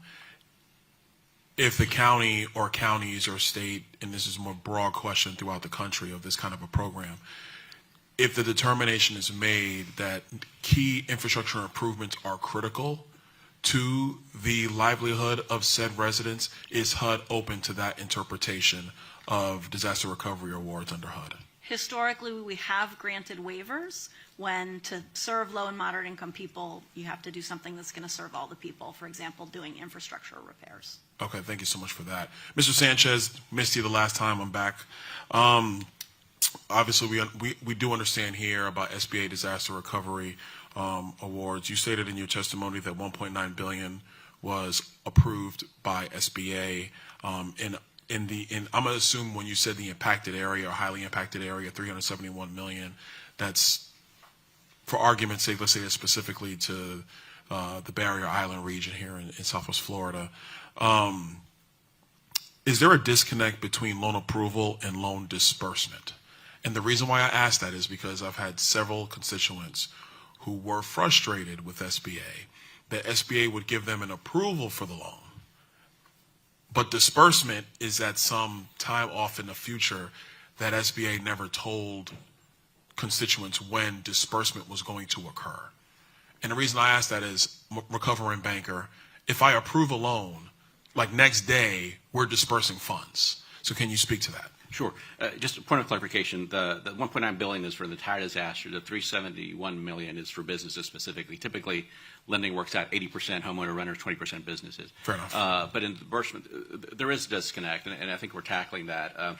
You've heard it from your constituents. I've been here at least 4 times meeting with local folks. I've taken some of those constituent calls myself to figure out what the issues are. The best way to think about it is there are grants, and then at the end of the day, we're still a complex financial transaction. We're trying to figure out how to make it less complex and more customer-driven. And I get the frustration. After Hurricane Ike, it took my mom 4 years to get back into her home. That's the view that I come from to these things. And so the way it works is you get a loan approval for whatever amount that is. Initially, we disperse $25,000 so they have at least that much capital to keep moving forward and begin recovery. The friction and the pain points is then because it's generally modeled after a construction loan, someone has to submit additional paperwork to release more funds. So contractor estimates, building permits, insurance documentation. One of the things we're doing is trying to do a better job of being more forthright with the customer, of saying what you have to provide in the future. And within our rulemaking authority, to the chairman's question of what can we all do better, is we've heard it here for the past year. We've taken that back. We're rolling up our sleeves, and we're delivering. There's more work to do, but here's what we've done to reduce the paperwork. You no longer have to provide that, again, the duplication of benefits. You no longer have to provide that AIP, that assurance of insurance proceeds. You don't have to do that anymore. Don't have to do permits anymore. We instituted that, hearing back from folks here on the ground in February and May, so that's already having some impacts. And so for us, we still have to some paperwork we're going to have to require, but we're reducing that number to be able to keep that money flowing as quickly as we can. Okay, follow up to that. So if the process, generally speaking, is the way a bank would manage a construction loan, where you're having to verify receipt of key documents in order to release new funds, totally understand that piece.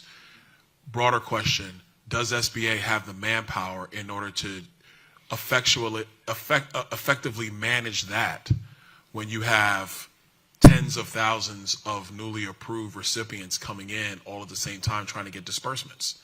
Can SBA effectively manage the construction loan, for argument's sake, the construction loan dispersal process in a disaster recovery scenario? Yes, sir. So a little bit of perspective. We're currently on the ground in 22 disasters across this country, 9 states, 2 territories, 200 counties. And we learned some lessons during COVID. And some of the biggest transformations I talked about was the customer service experience. Step 1 was right people, right jobs. The lending piece, direct loans, used to be under my shop of recovery and resilience.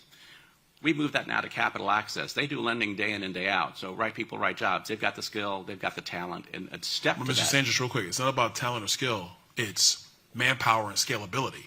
If you're in 22 areas of the country managing multiple natural disasters from the disaster recovery loan program under SBA, do you have the manpower to keep up with all of the constituency requests in all its jurisdiction? Because I will tell you, that's like a loan department. That's like a loan department at a $2 billion bank having fresh capital for $10 billion. You ain't got the manpower to do $10 billion in loan disbursements. You don't. And so that's why I go back to that original question. I want to move off of that because I think that's something that we probably with SBA need to figure out.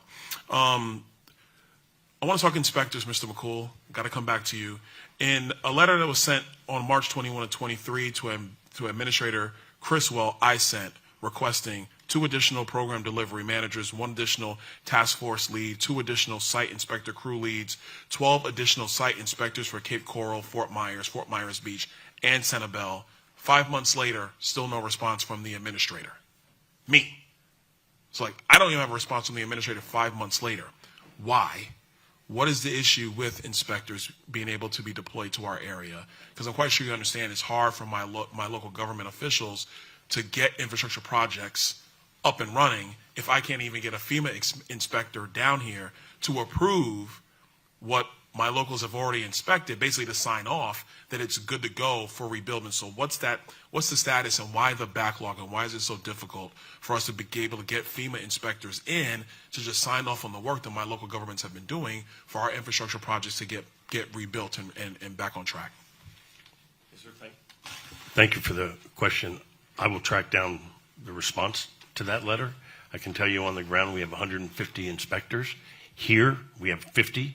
All the inspections are on track. Lee County Schools, for example, will be done within the next 2 weeks. And all of the recovery scoping meetings that our program delivery managers do are 100% complete. So I will get more information. I'll work with your staff and get more information. Yeah, I would like to know that because I remember we had a meeting and some of those officials were in this room and we were having meetings about the issue with inspectors. Right. And just to be blunt, Mr. McCool, I started talking to the press, started tweeting, and all of a sudden they're like, oh, somebody called. Like you said something in a presser and we got a call from FEMA. And just to be blunt, I just don't think it should operate that way.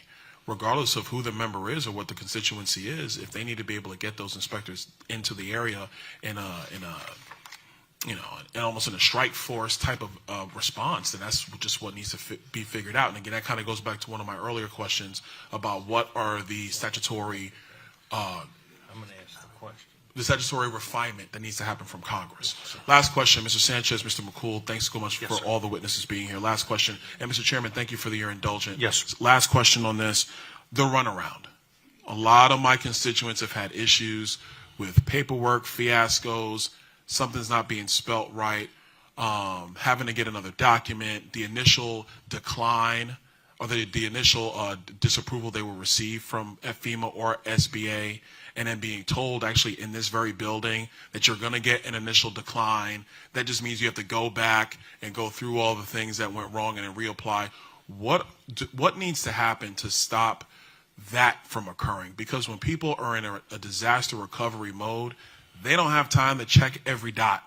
They're trying to assess their lives. So can you guys speak to that, and what are we going to do in your recommendations so that people get the help that they need when they need it, and I have to go through a regulatory checkbox? Sure, glad to start. From our side is we have 22 people still here on the ground. The approval and the first disbursement is one step. We understand there are frustrations for the rest of that, and so those customer issues I've been involved with myself, handled probably 5 or 6 of those to get a lens on those, and it is the paperwork. So one, we're reducing what people really don't really need to submit to us. It's a matter of process. We're taking outside of the rules. And then working to make sure that for the rest of those, we're pivoting now. We're not waiting until this recovery is over. We're changing those rules today. And so those are the kinds of things we want to listen to. You alluded to being referred from FEMA to SBA to be declined to access other things at FEMA. We've already reduced the threshold last hurricane season because we got that bureaucratic red tape out of the way. We were able to put an additional $38 million on the ground to disaster survivors that need it most. I think working with FEMA and our folks, local, state, and federal, I expect in that partnership that will be, I know from our folks on the other side of the table, I think it's less than a year before that's going to be done away with, so you don't have to go through that step. And so I know across the board, we're figuring out how we can do better, work quicker, and be more customer-driven. Sir, you're right. One of the things our administrator is trying to do is cut down on the bureaucratic red tape and the access to our programs. For example, in the past, if you were a renter or a homeowner, you'd have only certain documents to show that to prove that. We've streamlined all that. You can do a whole myriad of electric bills or even a letter from a county emergency manager or a county official. Yes, I'm a resident of that structure. Try to get access to our programs. And we meet, as you well know, people at the worst time of their lives. And when they're in a disaster recovery center, maybe with a Walmart bag, we have to give them the personal attention that they need and deserve. And you have our assurance that our caseworkers at FEMA, who are still on the job, will not rest until every survivor gets what they are authorized to in accordance with our regulations. But we are working hard to reduce the red tape. Thank you very much. Thank you, Chairman. The gentleman from Arizona, Mr. Biggs. Thank you, Mr. Chairman, and out of respect for time for you, thank you all for being here again. And so I have a bunch of questions that I already have here that I didn't get time to ask. So, Mr. Chairman, per normal, I'm going to submit those questions and encourage and hope that all of you would respond to the questions, because we'll submit questions in writing to you. And again, thank you for being here, and thank you, Mr. Chairman. I'll yield. Thank you very much. Mr. Biggs, in fact, has reiterated what I believe I covered with each of you at the time we not only made a request for you to be a part of this today, but personally with each of you that have agreed to be here. We're going to use this as getting us better. We're going to use it as an inward viewpoint of not only the United States Congress and its responsibility, but also the flexibility in laws and rules and regulations by which you operate. And I think what Mr. Biggs said is exactly right in his insistence that I have seen in many areas, and that is we need to get better. But Congress does play a role in that, and your help in getting us there would be appreciated. And so I hope the spirit in which Mr. Biggs, Mr. Donalds, Mr. Edwards, and myself have approached you today, that we would receive back that opportunity. Thank you very much. The gentleman, Mr. Edwards, do you seek time? Gentleman's recognized. If I may, and I do have another, I do have several more questions, but we'll submit those in writing. Mr. Chair, if I might ask one question of Gentleman's each of the recognized. panelists. In each of your opening statements, you seem to have indicated that we keep score by the amount of dollars that are distributed, and I'm not taking that away, because we all live and die by dollars. But I'm also curious to know, do you live by, or do you measure the effectiveness of your particular agencies by any performance metrics other than just how many dollars that we're able to distribute. And you can make that real quick. Mr. McCool, we'll start with you. Yes, sir. Yes, sir. Thank you for the question. In each of our program areas, we do have metrics, and we follow up on those metrics. I'll take housing for an example. Housing's tough. It is tough. We absolutely acknowledge that, especially in a special flood hazard area. It is tough. Our public assistance program, the roads, the bridges, the building the infrastructure, that takes time. And the billions of dollars that we will spend and work to achieve those goals, we track progress and measure success project by project. In Lee County alone, so far there's $180 million obligated for about 100 PA projects, $1 billion almost in the queue. So we measure each and every one of those project by project. On the individual assistance side, I mentioned housing, we're going out every month, and we're meeting with the survivors and figuring out and trying to work to their permanent housing solution. So yes, sir, we do. We have metrics that we follow. Thank you, and I appreciate that. And in the interest of time, because I'm going to have more follow-up questions on these answers, I'll be very specific in the questions that I submit. So thank you for your indulgence, and thank you for being here. We appreciate you taking the time. Gentleman yields back his time. I'll be the last person to address this panel, and I want to also make sure that each of you know how much we appreciate not only your time, but the time in preparation, but also the time in finalizing this. When we come up with our questions, we'll get them to you. I would like to not ask a question, but rather to allude to an issue, because I think Mr. Edwards was there, Mr. Donald's kind of was a follow-up to mine, and that is I am wanting to make sure we get closer on this understanding about CDBG money and the things that would flow. I heard Ms. McFadden very carefully, and I agree with her that they will offer the money with what they believe is how it would be used. Now, that is, until you tell me differently, you're going to do it the way we do it. But I think that what Mr. Donalds is asking for, and I would be seeking the same thing also, and that is the ability to come back with, thank you for your view of this. We believe the view should be different. We believe the view should be based upon our actual needs. That is the crux of an issue that I really want to dig at, about what sort of flexibility, because it's not thy will do this, but I want to make sure and we can take into account, and we have the flexibility to now agree with you, as opposed to, no, it says here 70-30, and I shall not break that. I'd like to make sure that we allow that opportunity in law to give you, under this emergency determination, that the president might be given, the corresponding agencies would be given the flexibility in negotiation, erring on the side of some bit of understanding as opposed to a hard and fast rule. So I want to thank each of you. It is our hope, I stated this when we were in the back room, it's my hope that you will be able to take time to hear from customers, people who live here, constituents. Mr.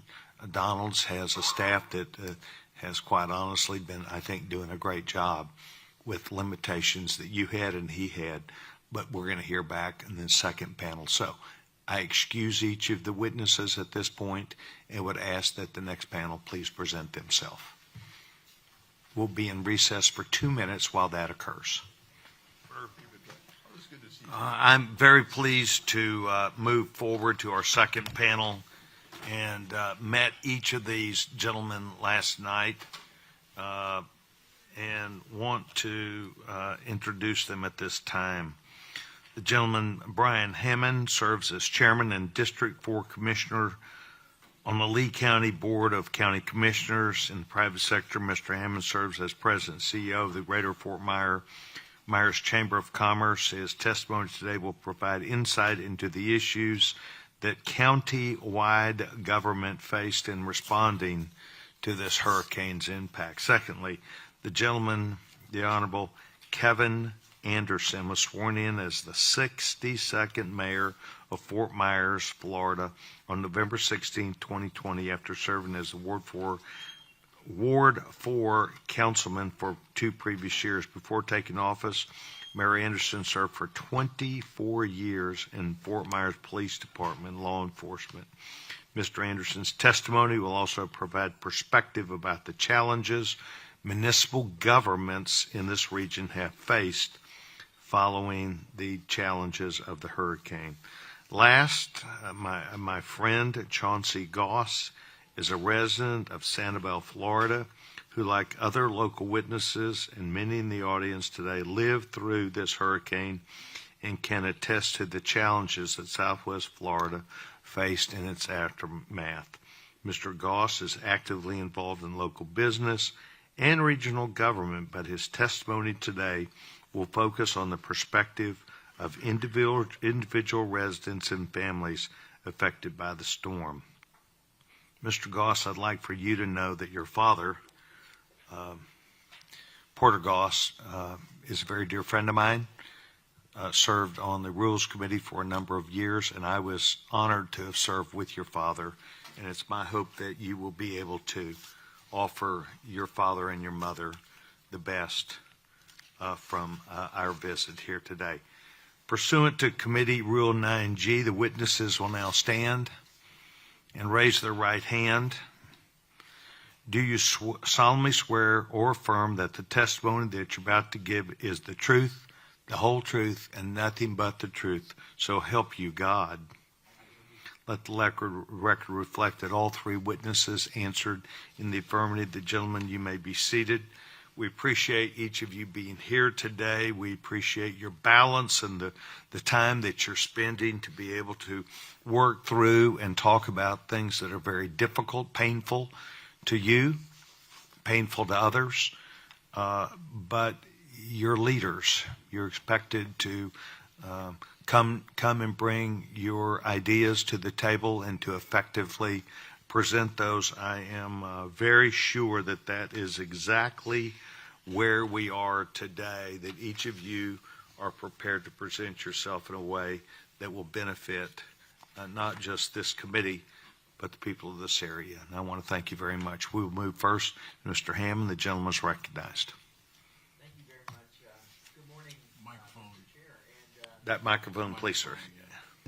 I Thank you, sir. apologize. Yes, sir. Well, good morning, Chairman and distinguished committee members. Thank you very much for coming to Lee County. On behalf of the residents of Lee County, I want to thank you very much for your interest in this topic, and I would like to take a moment just to thank all of America for the outpouring of support and love in the wake of Hurricane Ian. This was a disaster like none other that we'd ever seen, and it felt like America wrapped its arms around us and was there for us when we needed it, so thank you. This morning, I would like to begin with some prepared remarks. At this moment, Hurricane Ian is ranked as the 3rd costliest tropical system to make landfall in the United States, only behind Hurricane Katrina in 2005 and Hurricane Harvey in 2017. As a native of Lee County, I can testify that Hurricane Ian struck a blow to our home like none other. We'd seen hurricanes before, but none like this. And recovering from a storm like this will take many more months and perhaps many more years. On September 28, 2022, Ian pummeled Lee County with wind speeds of 155 miles per hour and gusts of around 161 miles per hour. It brought 15 feet of storm surge. It destroyed more than 5,000 homes, 284 businesses. Another 910 businesses suffered major damage. In total, Lee County believes we have $112 billion in damages. The tropical storm impacted every beach, all county parks, and every single traffic signal. And I can say you don't realize how much you appreciate stopping at a red light until they're all gone. The amount of debris was staggering, more than 11 million cubic yards of debris countywide. Some of the most memorable images of this storm will be the bridges on Sanibel and Matlacha that were broken. But the devastation to our infrastructure was much deeper than that. Within Lee County government, our largest infrastructure hits were to these departments: utilities, parks and recreation, facilities and construction management. For example, in our county government damage assessment inventory, it shows an estimated cost of $297.3 million, and our utilities department alone makes up about 19% of that number. As with any disaster of this scale, our federal partners were and still are critical to our response. FEMA, the Small Business Administration, and HUD have worked side by side with us. And as with every process, there are highlights and there are challenges with these agencies. When speaking about FEMA, we were exceptionally grateful that FEMA had a representative arrive to work in the Emergency Operations Center prior to landfall on Tuesday, September 27th. And this enabled us to work with someone who could communicate with FEMA's command center directly from our Emergency Operations Center.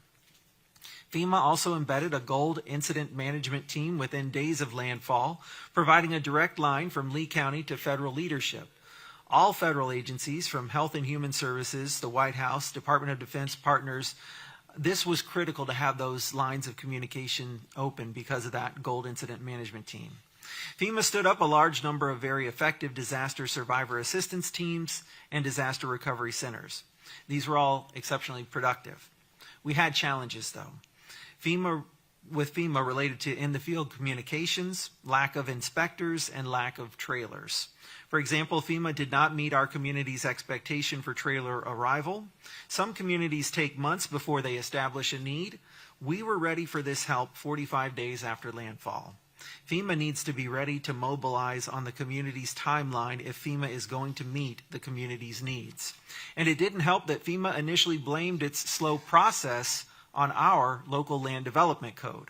This triggered waves of distrust from the public with government and a rift between federal and county collaboration. Finally, given the storm's magnitude, FEMA needed more of its inspectors here sooner rather than later. FEMA also discredited our local elected property appraiser by issuing a letter advising the county not to rely on his values for making substantial damage determinations. This caused unnecessary panic and a slowdown for people seeking permits to rebuild. SBA. We were grateful for the SBA representatives who were engaged in our community. They attended public meetings, they interacted with individuals, they networked at events, and they handed out cell phone numbers. Anecdotally, we know of individuals who had positive interactions and received SBA loans somewhat quickly. The challenge was that SBA's experience is inconsistent. Many, particularly those with catastrophic loss, were challenged to produce the myriad documents necessary to obtain help. And as local government elected officials, we were challenged to get straight answers from SBA related to allocations versus distributions for those in our community. The SBA is accustomed to reporting allocations as primary performance metrics, but what was needed was proof that the dollars were actually flowing into individuals' accounts. This caused mistrust among local officials and SBA reps and misinformation among community members. And of course, there was the perpetual challenge that the SBA perception is that it's for businesses and not individuals. Perhaps it could be put under the FEMA individual assistance classification. And finally, the HUD department. HUD provided near immediate on-site technical assistance through the Office of Special Needs Assistance Programs to assist with the consolidation and closure of mass shelters. The HUD field office provided real-time support and funding flexibility through grant or agreement amendments to provide rental assistance for households leaving mass shelters without a residence. We are grateful that HUD provided a direct allocation of $1.1 billion to support recovery in a timely manner, and that HUD assigned Aaron Gagne from the Office of Disaster Recovery to support Lee County's CDBGDR allocation process. Mr. Gagne was assigned to New York City after Hurricane Sandy, which was actually the largest direct allocation program. I believe it was $4.2 billion. His extensive knowledge and lessons that he learned from that program have continued to benefit us here in Lee County. The experience really mattered. The challenge, though, with HUD is that inasmuch as the funding is in response to the hurricane, the ability to disperse the funds in the community takes time and is complex. There's a disconnect between saying hurricane repair funding and having the money then arrive more than a year after landfall. Some immediate needs and continued unmet needs are unable to be met using these HUD funds due to program limitations, such as the creation of volunteer housing. The public and local officials are having a hard time also comprehending the eligibility requirements specifically related to the low to moderate income limits. In my opinion, as a resident born and raised here and a county commissioner, local jurisdictions are an incredibly efficient level of government when it comes to dispatching resources.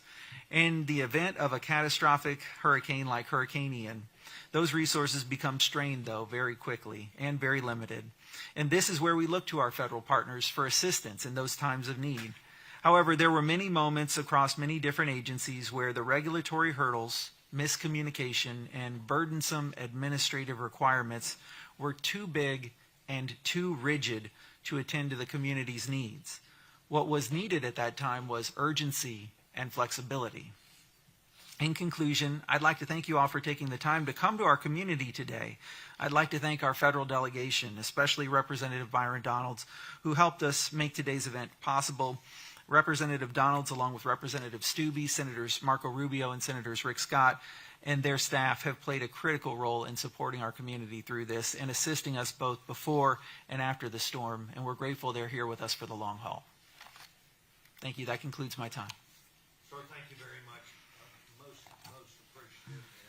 In line with our respect for our federal partners, Thank the you. work that was done by local people, and the prayers, which I would say, I hope you know, came from across this country, just as they are going to Hawaii today.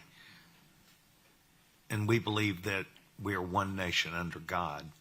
And I know you have felt that very closely in the association that you have to the success of where you stand today. Thank you very much. Appreciate it. Mayor Anderson, welcome. We're delighted that you're here. Gentleman's recognized. Thank you very much. I'd also like to thank each and every one of you for being here today and taking the time to follow up on the response, a response that is playing a critical role in our recovery, albeit not perfect at times. But I'd also like to echo Commissioner Hammond and recognizing Congressman Donalds. I think it was within 12 hours of the storm landing, his feet were on the ground. He was in our community, meeting with us and seeing what needed to be done. So thank you, Congressman, to you and your staff. I'm going to do my best not to repeat what the commissioner said, because it's basically the same stuff. What I do want to say is that, our area, Fort Myers, Lee County, Southwest Florida, we're not just a dot on the map. We're like every other community in this country. We're comprised of people and businesses and schools and churches and all of that goes together to make a community. I stood at the door of my balcony. I live in a condo in the heart of downtown, 3 blocks from the Caloosahatchee River. And fortunately, we're about 15 miles upstream from the Gulf of Mexico, so we didn't suffer like the barrier islands and the beaches did. But I stood there looking at our downtown. Now, as the congressman mentioned, I was in law enforcement, did 24 years with Fort Myers. I know what downtown was like when I started as a police officer. It was blighted. We didn't even like going down there after dark. That's how bad it was. Now it's a very vibrant, active part of our community. And I stood there and I watched the waters come in from the river to the point where it covered a FedEx box. And I'm thinking, I still had the television on, I'm listening to the weather, and they're saying twice as much water is going to come in on the backside of the storm.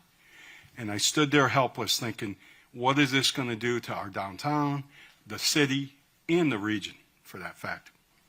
Fortunately, when the eye passed, the water receded. And so we only, most places that got it the worst had about 4 feet of water. The very next morning at sunlight rise, the people of Southwest Florida are strong and resilient. They were back in their businesses cleaning things out.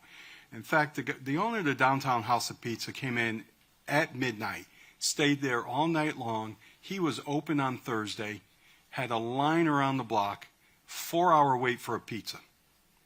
But the people in line waiting, they didn't complain. They were all happy to be able to get a hot pizza. And that got the rest of the businesses downtown clearing their businesses out, which meant the debris piled up quickly. And we're talking food, construction and demolition materials, garbage, and all of that, which posed a real safety and health issue. Not only that, but a psychological issue. Think about you coming by your business or you coming by your house, and there on the side of the road is your life, your memories, your keepsakes, antiques, all kinds of things just piled up there as trash. It has a real psychological effect. So that was our first challenge, was getting the okay to pick up the debris. The state of Florida told us, don't wait on the federal government, get going. And that made all the difference in the world. We spent several days cleaning up our downtown, and that really, I think, was a catalyst for a great recovery, because it motivated people, showing them, hey, it was a bad hit. We were knocked down. We weren't knocked out. We were rising from the rubble. We were rebuilding already. And we are very thankful to the federal government and all the agencies that showed up. But I'm going to sum it up in one little phrase. And I think, and this is not meaning to be disrespectful to the gentleman from FEMA, but process versus purpose. All of the federal agencies have great processes, but it prevents them at times from fulfilling the purpose. And while their process is designed to help those who have been displaced from their home, lost a loved one, lost their business, whatever it may be, it often prevents them from fulfilling that purpose. And who is stuck there is those who are suffering the most. Thank you. Mr. Goss, we're delighted that you're here. I want to thank you for taking time to come renew your ideas with me last night and with our staff. And we're delighted that you're here, and the distinguished gentleman is recognized. Thank you very much, Mr. Chairman. I did talk to my father this morning, and he sends his regards. I'd also like to thank Mr. Edwards for making the trip from North Carolina, Mr. Biggs for making the trip from the Southwest. I know it's still hot here, but it's a different heat. And Mr. Donalds, what you've done for this community is unbelievable. I know no one signs up to be a congressman for a hurricane, but you have been a phenomenal congressman for a hurricane. So thank you for all you've done, and thank you all for being here and letting us speak. I'm going to be speaking a little bit differently than my colleagues here, because I'm speaking as not as an elected official in any manner, but as a consumer.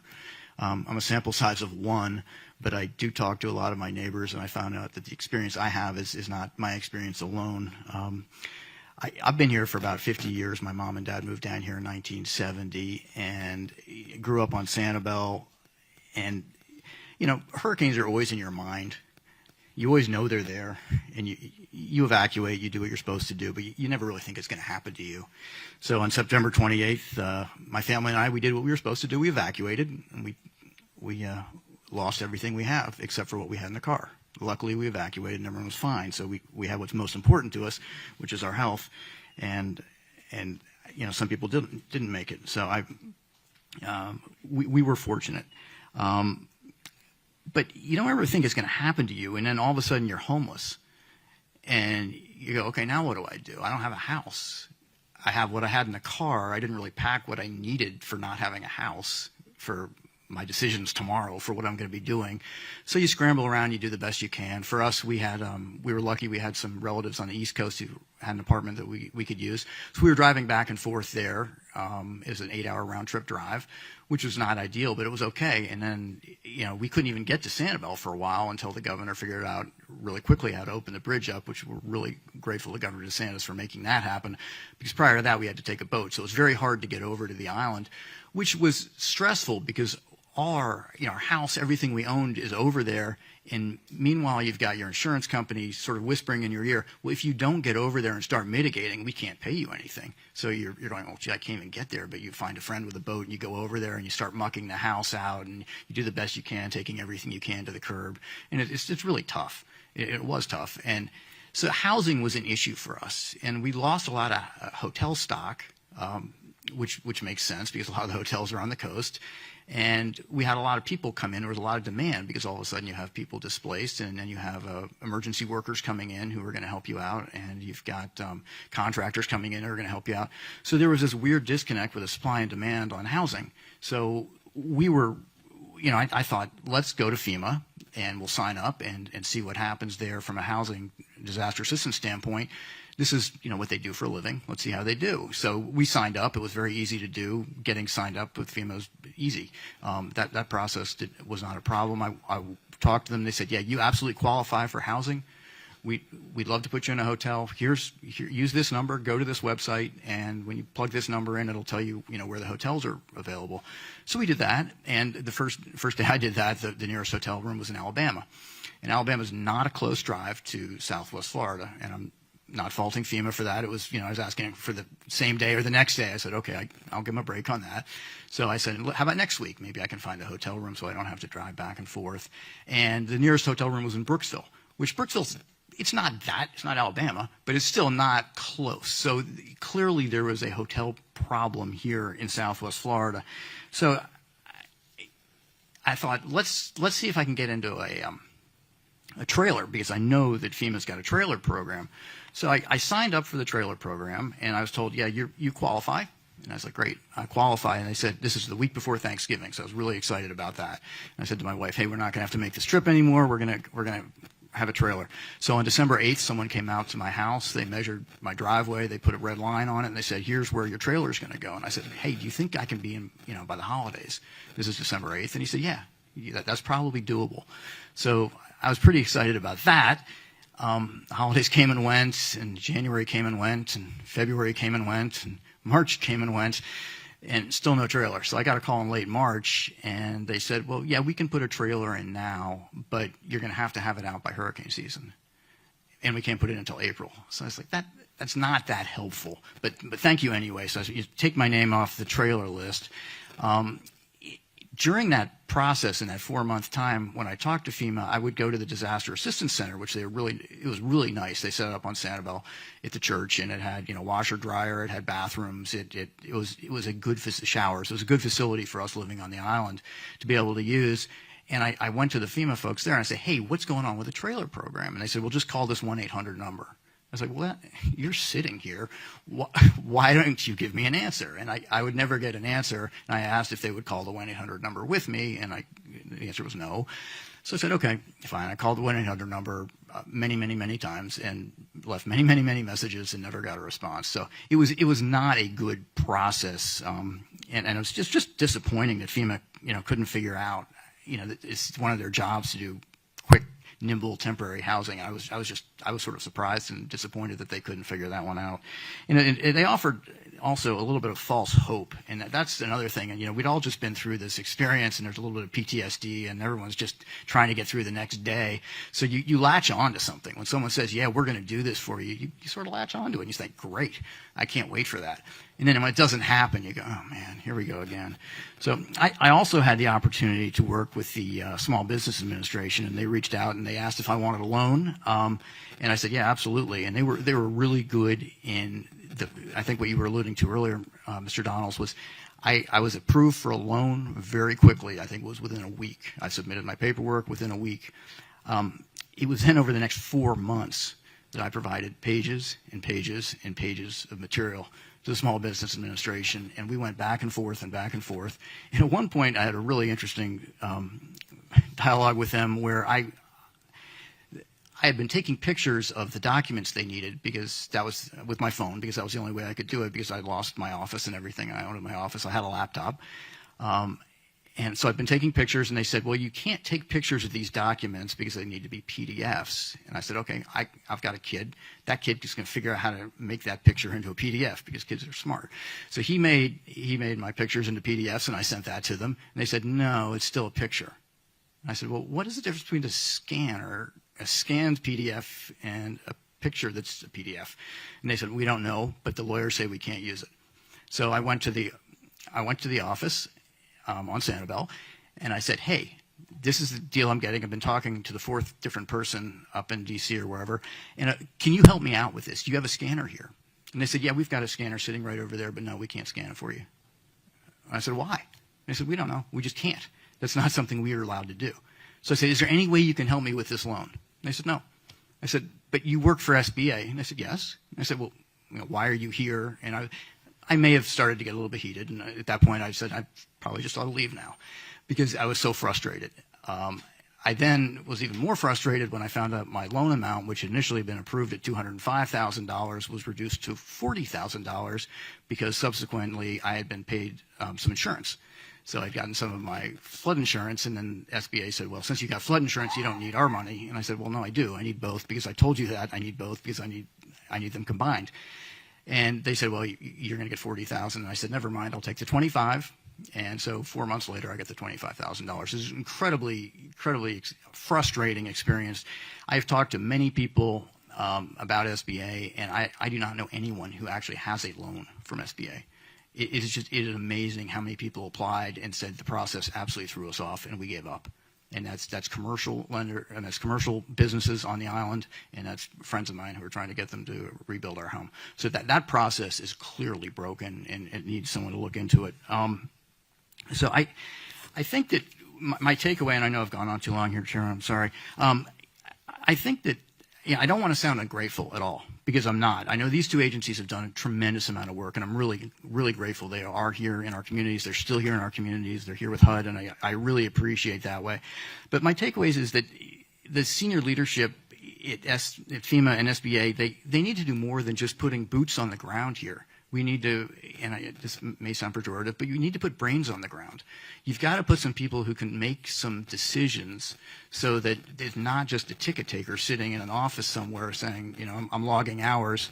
And while I'm logging those hours, I'm also sucking up a hotel room, and I'm also sucking up water and all the other things that people in our community need. So if that person's not what I would call a Swiss Army knife, if they can't do lots of things, don't have them here. Do what the Department of Defense does. Put some of your general officers on the battlefield, let them make decisions so that you don't have these weird four-month lags between a request and then an action. Because these are agencies that are supposed to be nimble by their definition with disaster in the title. So that would sort of be my takeaway. So I hope that you, and I hope maybe even you get GAO involved with this, to take a look at some of the metrics that were mentioned earlier. So let's take a look at, what's the timeline you think is right as a Congress, and then have GAO match that up and say, well, okay, is that about right? Is this what these agencies have been doing? And if not, why not? And see if they can get to an answer, because I think that this is really all about lessons learned, and that's so I really thank you for being here, and that concludes my testimony. Gentleman yields back his time. I want to thank each of the panel for their professional presentation. The gentleman, Mr. Dons, is recognized. Thank you, Chairman. And Chairman, I do want to thank you for your indulgence with respect to the clock for all the witnesses. Like the Chairman, I'm not a big fan of the 5 minutes, and sometimes you need just a little bit more time to expound, so I thank the Chairman for that. Also, Chairman, I do want to recognize the Mayor of Fort Myers Beach, who's in the room with us today, Mr. Dan Allers. He is here. Dan, it is good to see you, and thank you for your job in Fort Myers Beach, really taking a major leadership role there in having to rebuild a town. So I appreciate you there. Chairman, for the record, I want to introduce into the record an article by CNN, dated February 15th, 2023, titled "FEMA Delays Leave Many Hurricane Ian Victims Exasperated Nearly 5 Months After the Disastrous Objection Storm." to being entered into the record. Mr. Chairman, the reason why I want to enter that article into the record is because that article is indicative of the testimony of Mr. Goss, where there are several accounts from local residents who went through the process with FEMA to try to get into the housing program and were either met with the delays of, yeah, we can outline your lot and here's where the trailer will be, or you're not in a specific flood, this flood zone isn't allowed under our rules, so we're going to have to put you into a hotel. And then the hotel allotments were 100 miles away, 200 miles away, 300 miles away, which really led to a level of just frustration by local residents. Mr. Goss, real quick, a question to you. Having gone through this process personally, I want you to expand a little bit more on your thought process around putting essentially decision makers on the ground who can effectively make these decisions. And I know you have experience with the federal government and working in tandem with it. What would your primary recommendation be around it? How would you conceptualize that so that you can have people make the decisions that need to happen right there when it needs to occur? All right. Mr. Chairman, am I recognized? Gentleman's recognized. Thank you, Mr. Chairman. Question period. Yes, sir. Thanks, sir. Mr. Donalds, that's a great question, and I've thought about it a little bit. I think that there's two ways. One is you would put a decision maker on the ground, whether that's an SES level or an assistant secretary level, somebody pretty high up, take them out of the comfortable area of inside the Beltway and put them here, so that when somebody like me comes and says, look, my neighbor has not, he's living in his garage. You cannot tell me that living in that garage is safer than putting a trailer in his lot. There's just no way. The guy's 94 years old. He hasn't had a shower in 4 months. That's not safe. So somebody needs to be here to say, you're absolutely right. We're going to put a trailer here tomorrow. Then there needs to be someone on the back end of that who, and I could think of this for SBA, who's looking at the metrics and saying, okay, I've had 5,000 people apply, and we've only issued 4 loans. Or something to just keep things moving. Who's making sure that stuff's moving along? Because I don't get the feeling anyone's doing that. No, I appreciate that. Thank you for that. Mr. Hammond, to you, you mentioned in your testimony frustration around the inspection process with FEMA. It's actually interesting that Mr. Allers is sitting over your shoulder as I look at him. I know that the city of Fort Myers Beach is still operating in a trailer while they're waiting for a FEMA inspection to occur for them to actually go through the process of rehabbing the city of Fort Myers actual building so they can continue their business. Can you speak to the delays and the concerns from the county level in conjunction with FEMA around the inspection process, and what is it specifically that the county that Lee County is looking to see with respect to the inspection process? Thank you very much for the question, Congressman. Yes, that's a perfect example of what we're seeing at the county level as well.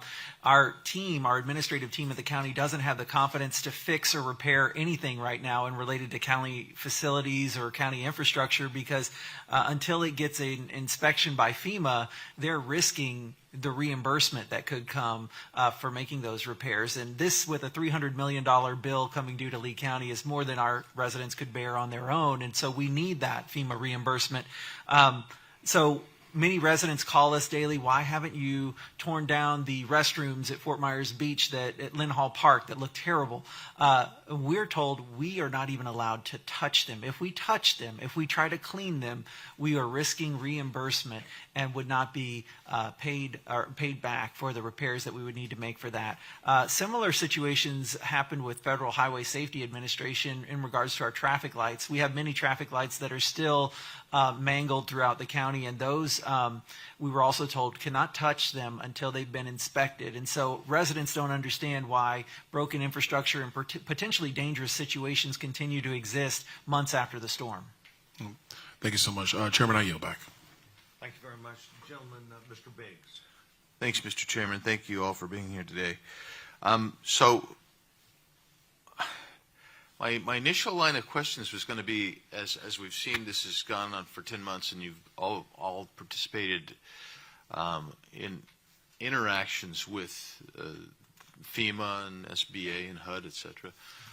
My question was going to be, because I really want to, and I guess I'm going to ask it anyway, but I'm anticipating what the answer. I shouldn't anticipate what the answer is, but I'll just ask the question.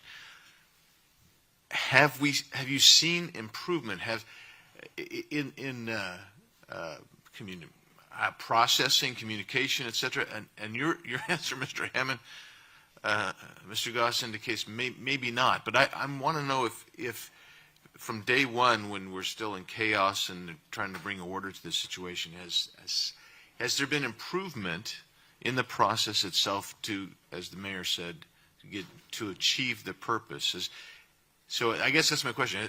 Have lessons been learned? Has there been evolution along the way to make this better, or are you still experiencing the same problems today, maybe a different flavor than you were experiencing 8-9 months ago? Thank you, Congressman. There have been situations that have been remedied thanks to reaching out to our member of Congress and other members of the Florida delegation. For instance, I mentioned that letter questioning the values of our local property appraiser. With some help from our Florida delegation, that situation was then walked back after a couple weeks and a meeting to offer clarification to FEMA. There are also now more inspectors on the ground, thanks again to the pressure that was brought by the Florida delegation, but it took help from our member and our representative to make that happen. So I can say that I, as a policymaker, am not in the day-to-day workings in the Emergency Operations Center with the FEMA partners. We are grateful that they're here and helping us out, but certainly it has taken a lot of extra help to get the process moving in the direction we needed it to. Thank you. Mayor, any comment on that? There was comment during the last panel about every hurricane's different, every disaster is different. I could tell you every traffic stop I made, every crime scene I worked, every critical incident I handled was different, but yet the same. The basics were there. And I think that's what's being missed is they come in and we're very thankful for the response. But yet the workers come in and it's almost like they're starting over. Like the project manager that was assigned to the city, this was one of her first disasters. And it was a disaster of this magnitude that she's getting her feet wet. And she couldn't handle it. Then the person who replaced her was that person with the process, wasn't really focused on the purpose. So I echo again the commissioner. It was only through pressure and the help we received from elected officials, putting the pressure on those agencies. Thank you. Mr. Goss? Yeah, I think that honestly, most of the people I deal with and talk to have probably given up by now and have gone to conventional lending and have gone to the rental market or figured something else out and just said, look, I'm not going to deal with either FEMA for housing or SBA for loans. We're going to figure this out because initially they're the only ones around and you need them really badly because everyone else is sort of out of business. But then everyone else comes back into business. So now there is a little bit of a rental market. Now, 10 months, 11 months later, there is conventional lending. So I think that the need for it isn't as bad. I think it's the initial need is when they really need to be there. So at the beginning, and I was fascinated by this story. Is that was not an anecdote, the 94-year-old gentleman living in his garage next to you? That's not an anecdote. Okay. Not next to me, but on the island. Okay. So were you proactively contacted at all by FEMA or other agencies, or did you initiate contact? They were pretty good about calling me on the phone, and which was always, in going through the whole trailer thing, it was how many people are you, what do you need, and I explained it to them, and then once they said you're approved, I never heard from them again, and that was the interesting thing. I mean, generally they were pretty good. And same with the SBA, they would call. And I talked to lots and lots of people about lots and lots of things, but nothing ever happened. So in the process, I guess maybe this where I should have started, but did you find that you filled out the application, you think you're done, and then you were supplementing? Were you going through a process where it was where it almost was evolving? Yeah, without a doubt. Yeah, there's definitely an evolution of the process with SBA. It was, you reach one milestone and then there's another milestone and then there's another milestone and it's with a different person who didn't understand the last milestone. Mr. Chairman, my time is up. I yield back. Gentleman yields back. The gentleman from North Carolina, Mr. Edwards. Thank you, Mr. Chair.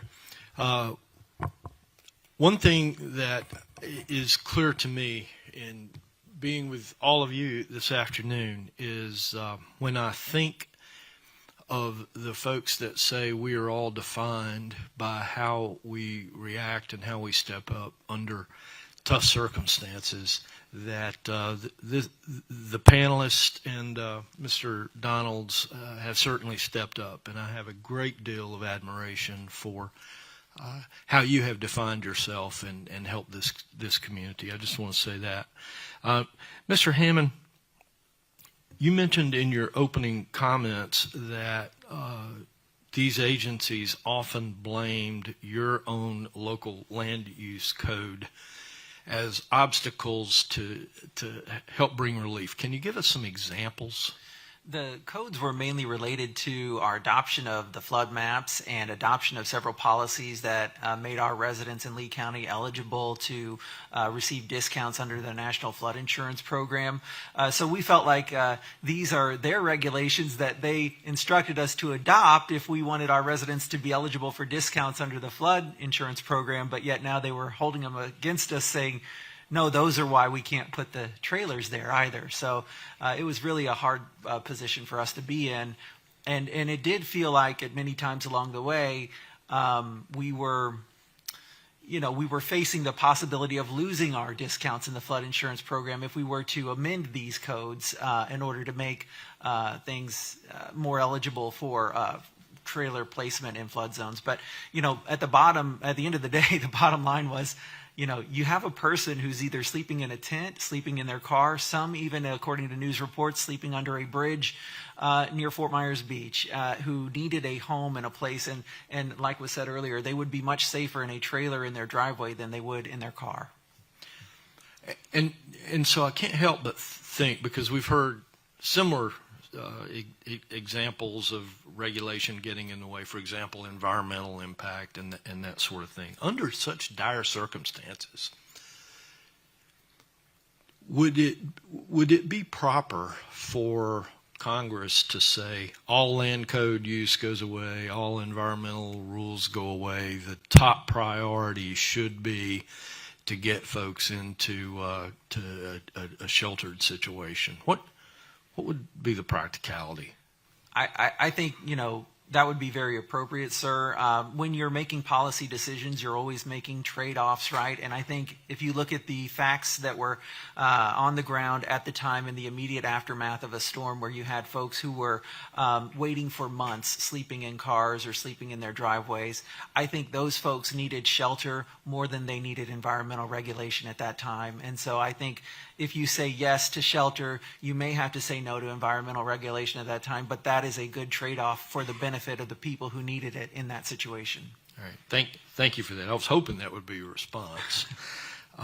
You also mentioned in your opening comments that you thought that it would be helpful to not just hear the stories of the cavalry coming, but being able to see proof that funds had been dispersed. What type of proof would have solved that in your mind through this catastrophe? Sir, I gained that experience in my time serving as the president and CEO of the Chamber of Commerce here locally. Many of the chambers, there are multiple in our county, came together to survey our membership to ask them had they been approved for a loan, and if they had been approved, had they received funds. And none of us could find a business that had received any funds at that point, and this was months after landfall. And so my question back to the agency was, great, you've told me you've approved this much money. Approval is one word. How about dispersed? That's a different word. How much money is in the hands of people? And they would not provide that metric to me. And I think as an organization that would strive for transparency, you would want to be able to both tout, we've approved this much, and this much now is actually in people's hands. It's a simple number that I assume they probably have internally. Yeah, thank you. Mr. Anderson, in your opening comments, you mentioned that you felt that there was more of a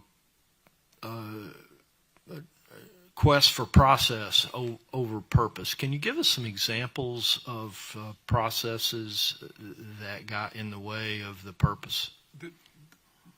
Real simply, debris pickup.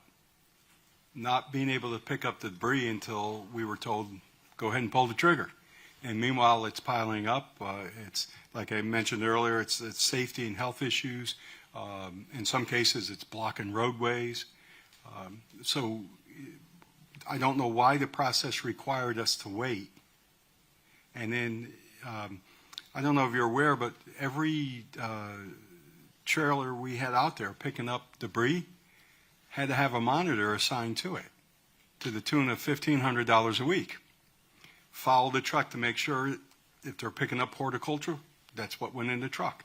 Then when they got to the dump site, they're paying another monitor on the tower to look down and say, okay, that's horticulture.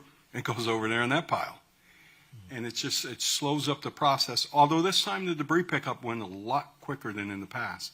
But it's little things like that. And, you know, the inspections is another one.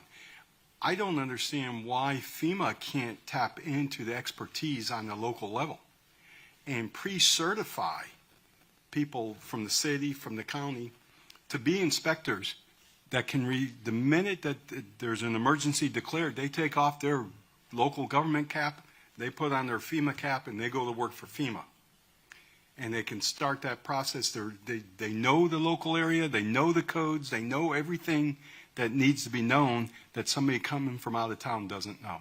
That's a great suggestion. Mr. Chair, I see my time has expired, so I yield. Thank you. I will move now to the gentleman's second round, the gentleman, Mr. Donalds. Thank you, Mr. Chair. I mean, it's going to be a lighter round this time. Mr. Goss, I want to come to you. I know in your service capacity, you've served as a commissioner for the Southwest Florida Water Management District, appointed by Governor DeSantis.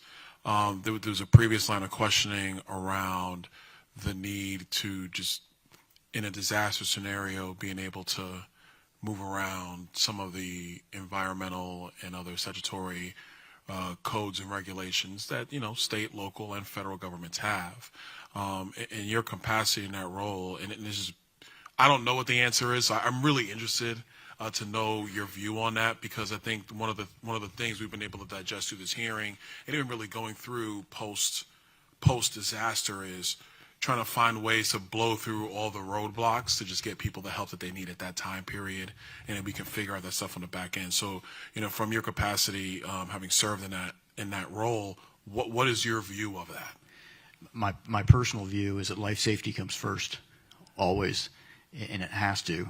And if there's a rule there that's put in for non-emergency times, it may need to be waived for an emergency time.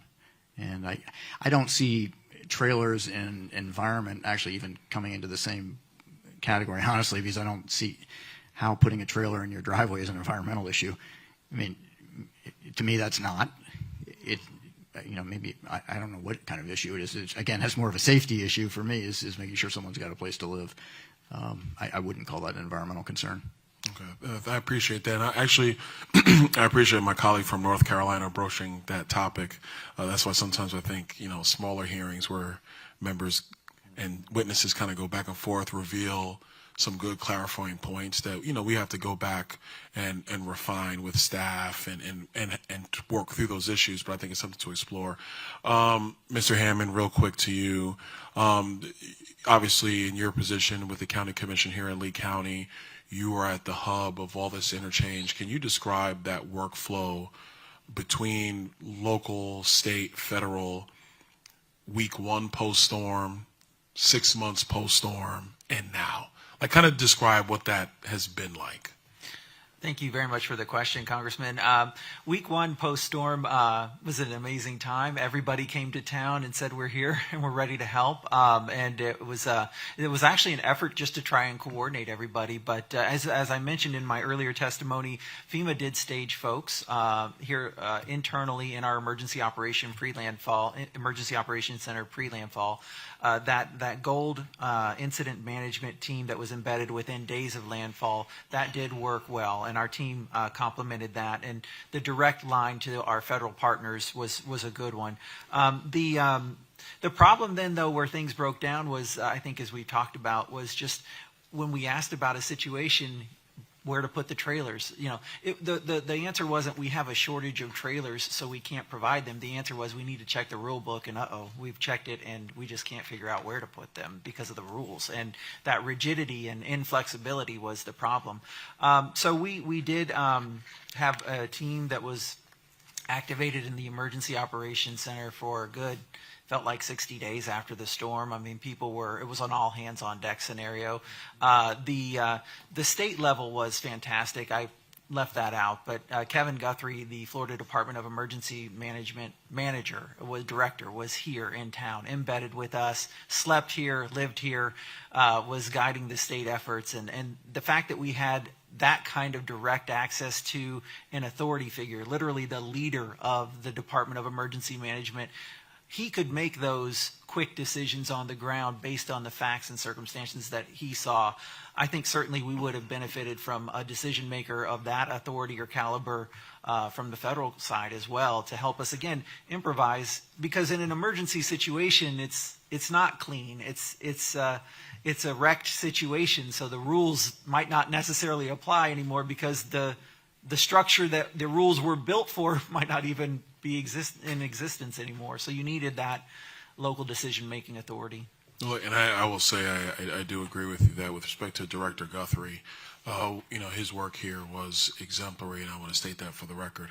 Last thing, Chairman, and I'll leave it at this. I think one of the things around SBA that have had time to think through disaster recovery, the disaster recovery loan program, which was very, very different from the PPP loan program under the COVID-19 emergency era.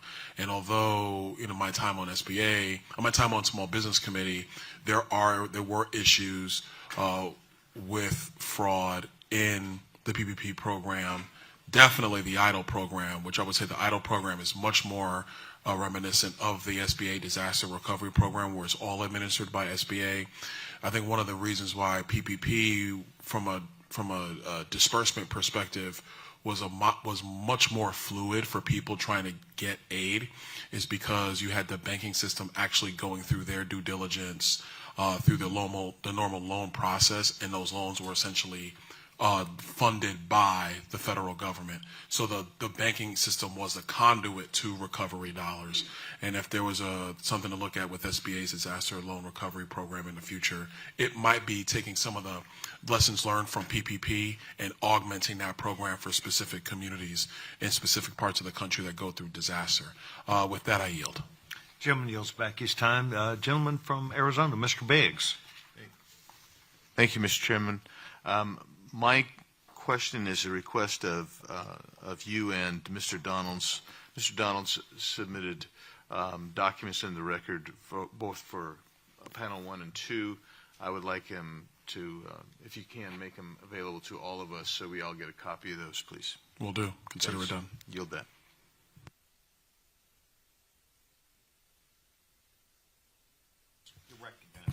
Thank you, Mr. Chair. Mr. Chair, I have a question of you. As I hear the responses from these gentlemen, it occurs to me that most of us here on this stage are probably coming up with some ideas of some things that we can do in Congress to help improve this process, which I know was Mr. Donald's intent. And we all know or believe to get things done in Congress, we have to work across the aisle. It strikes me we don't have anyone up here from across the aisle. I'm just curious, was everyone invited, or why do we not have anyone else up here with us? Yes, sir, and I will address that. And I think it's most important that my members know this, and each of you as elected officials and our audience. More than a month out, we gathered our ideas together about this, including the timing, and we chose not to do it later in case there really is another hurricane. But my colleagues, your colleagues on the Democratic side were advised. I spoke directly to Mr. Mfume about that a month out, and I would say this to you, that I believe that our strength of character between Mr. Mfume and his ranking member side, I will involve him in this. None of their members had the ability or chose not to be here today, but I would hope that we would not, nor would anyone think, number one, they were not invited, number two, they were not given the time or the interest, but number three or four, I believe there is interest on their side to hear directly back about the testimony about the needs of Congress to effectively work together. And so I would provide feedback not only to this panel, but also panel one, to know that we intend to fully, I do, our panel does, and this administration, I would hope, to work with our Democratic colleagues who are equal members as we are. They just happen to be in the minority. But I would say to the people who are gathered here, I would like for you not to take that as a negative. They just were not able to do this. And that Mr. Mfume has told me that he will be very pleased to invest the time and work together with us. I thank the gentleman for his question. I apologize for not offering that explanation up front. I would just add that I personally find it very impactful to be here in person to hear the stories from these folks that are affected, and I would have thought that our friends on the other side of the aisle would find it equally impactful. Thank you. I yield back. I want to thank the members of Congress who've taken time to be here. We have another task. We intend to go out and do an on-site review. We have been invited to do that, and we are going to accept that. In terms of my offering feedback to each of you, I want to say this, that this could happen to any member of Congress, but it happened here. And that the learning and the consideration about what FEMA has learned, SBA, HUD, must come together a little bit better. And we will probably, within a short period of time, offer our questions and our recommendations. We will, about that same time, hope to receive back explanations from what I would call the administration. But we are not going to let this go. And I looked at Mr. Donalds a few minutes ago and said, I'm not saying we're going to have a hearing, but I am coming back. And I am going to sit down, and we are going to make sure that we do our after report, because I believe my time that I spent in the free enterprise system always included not only a plan going in, but the plan going out and then how you did.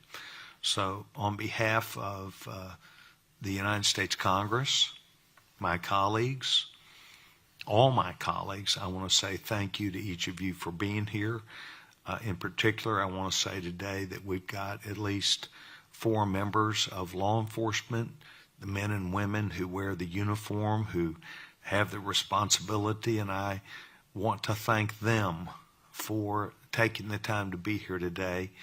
And for our friends in the media, I would hope that the story that's told is one that we came here for an intended reason. We've heard the stories, and we intend to forthrightly work with this government, this administration, with our colleagues, and we intend to make things a little bit better. And for the people of this community, I want you to know that it could have happened anywhere. It happened to you. Our prayers are still with you, and we heard the story today and know what we need to do. So I want to thank each of you that are in this room very much. This concludes our hearing of the subcommittee.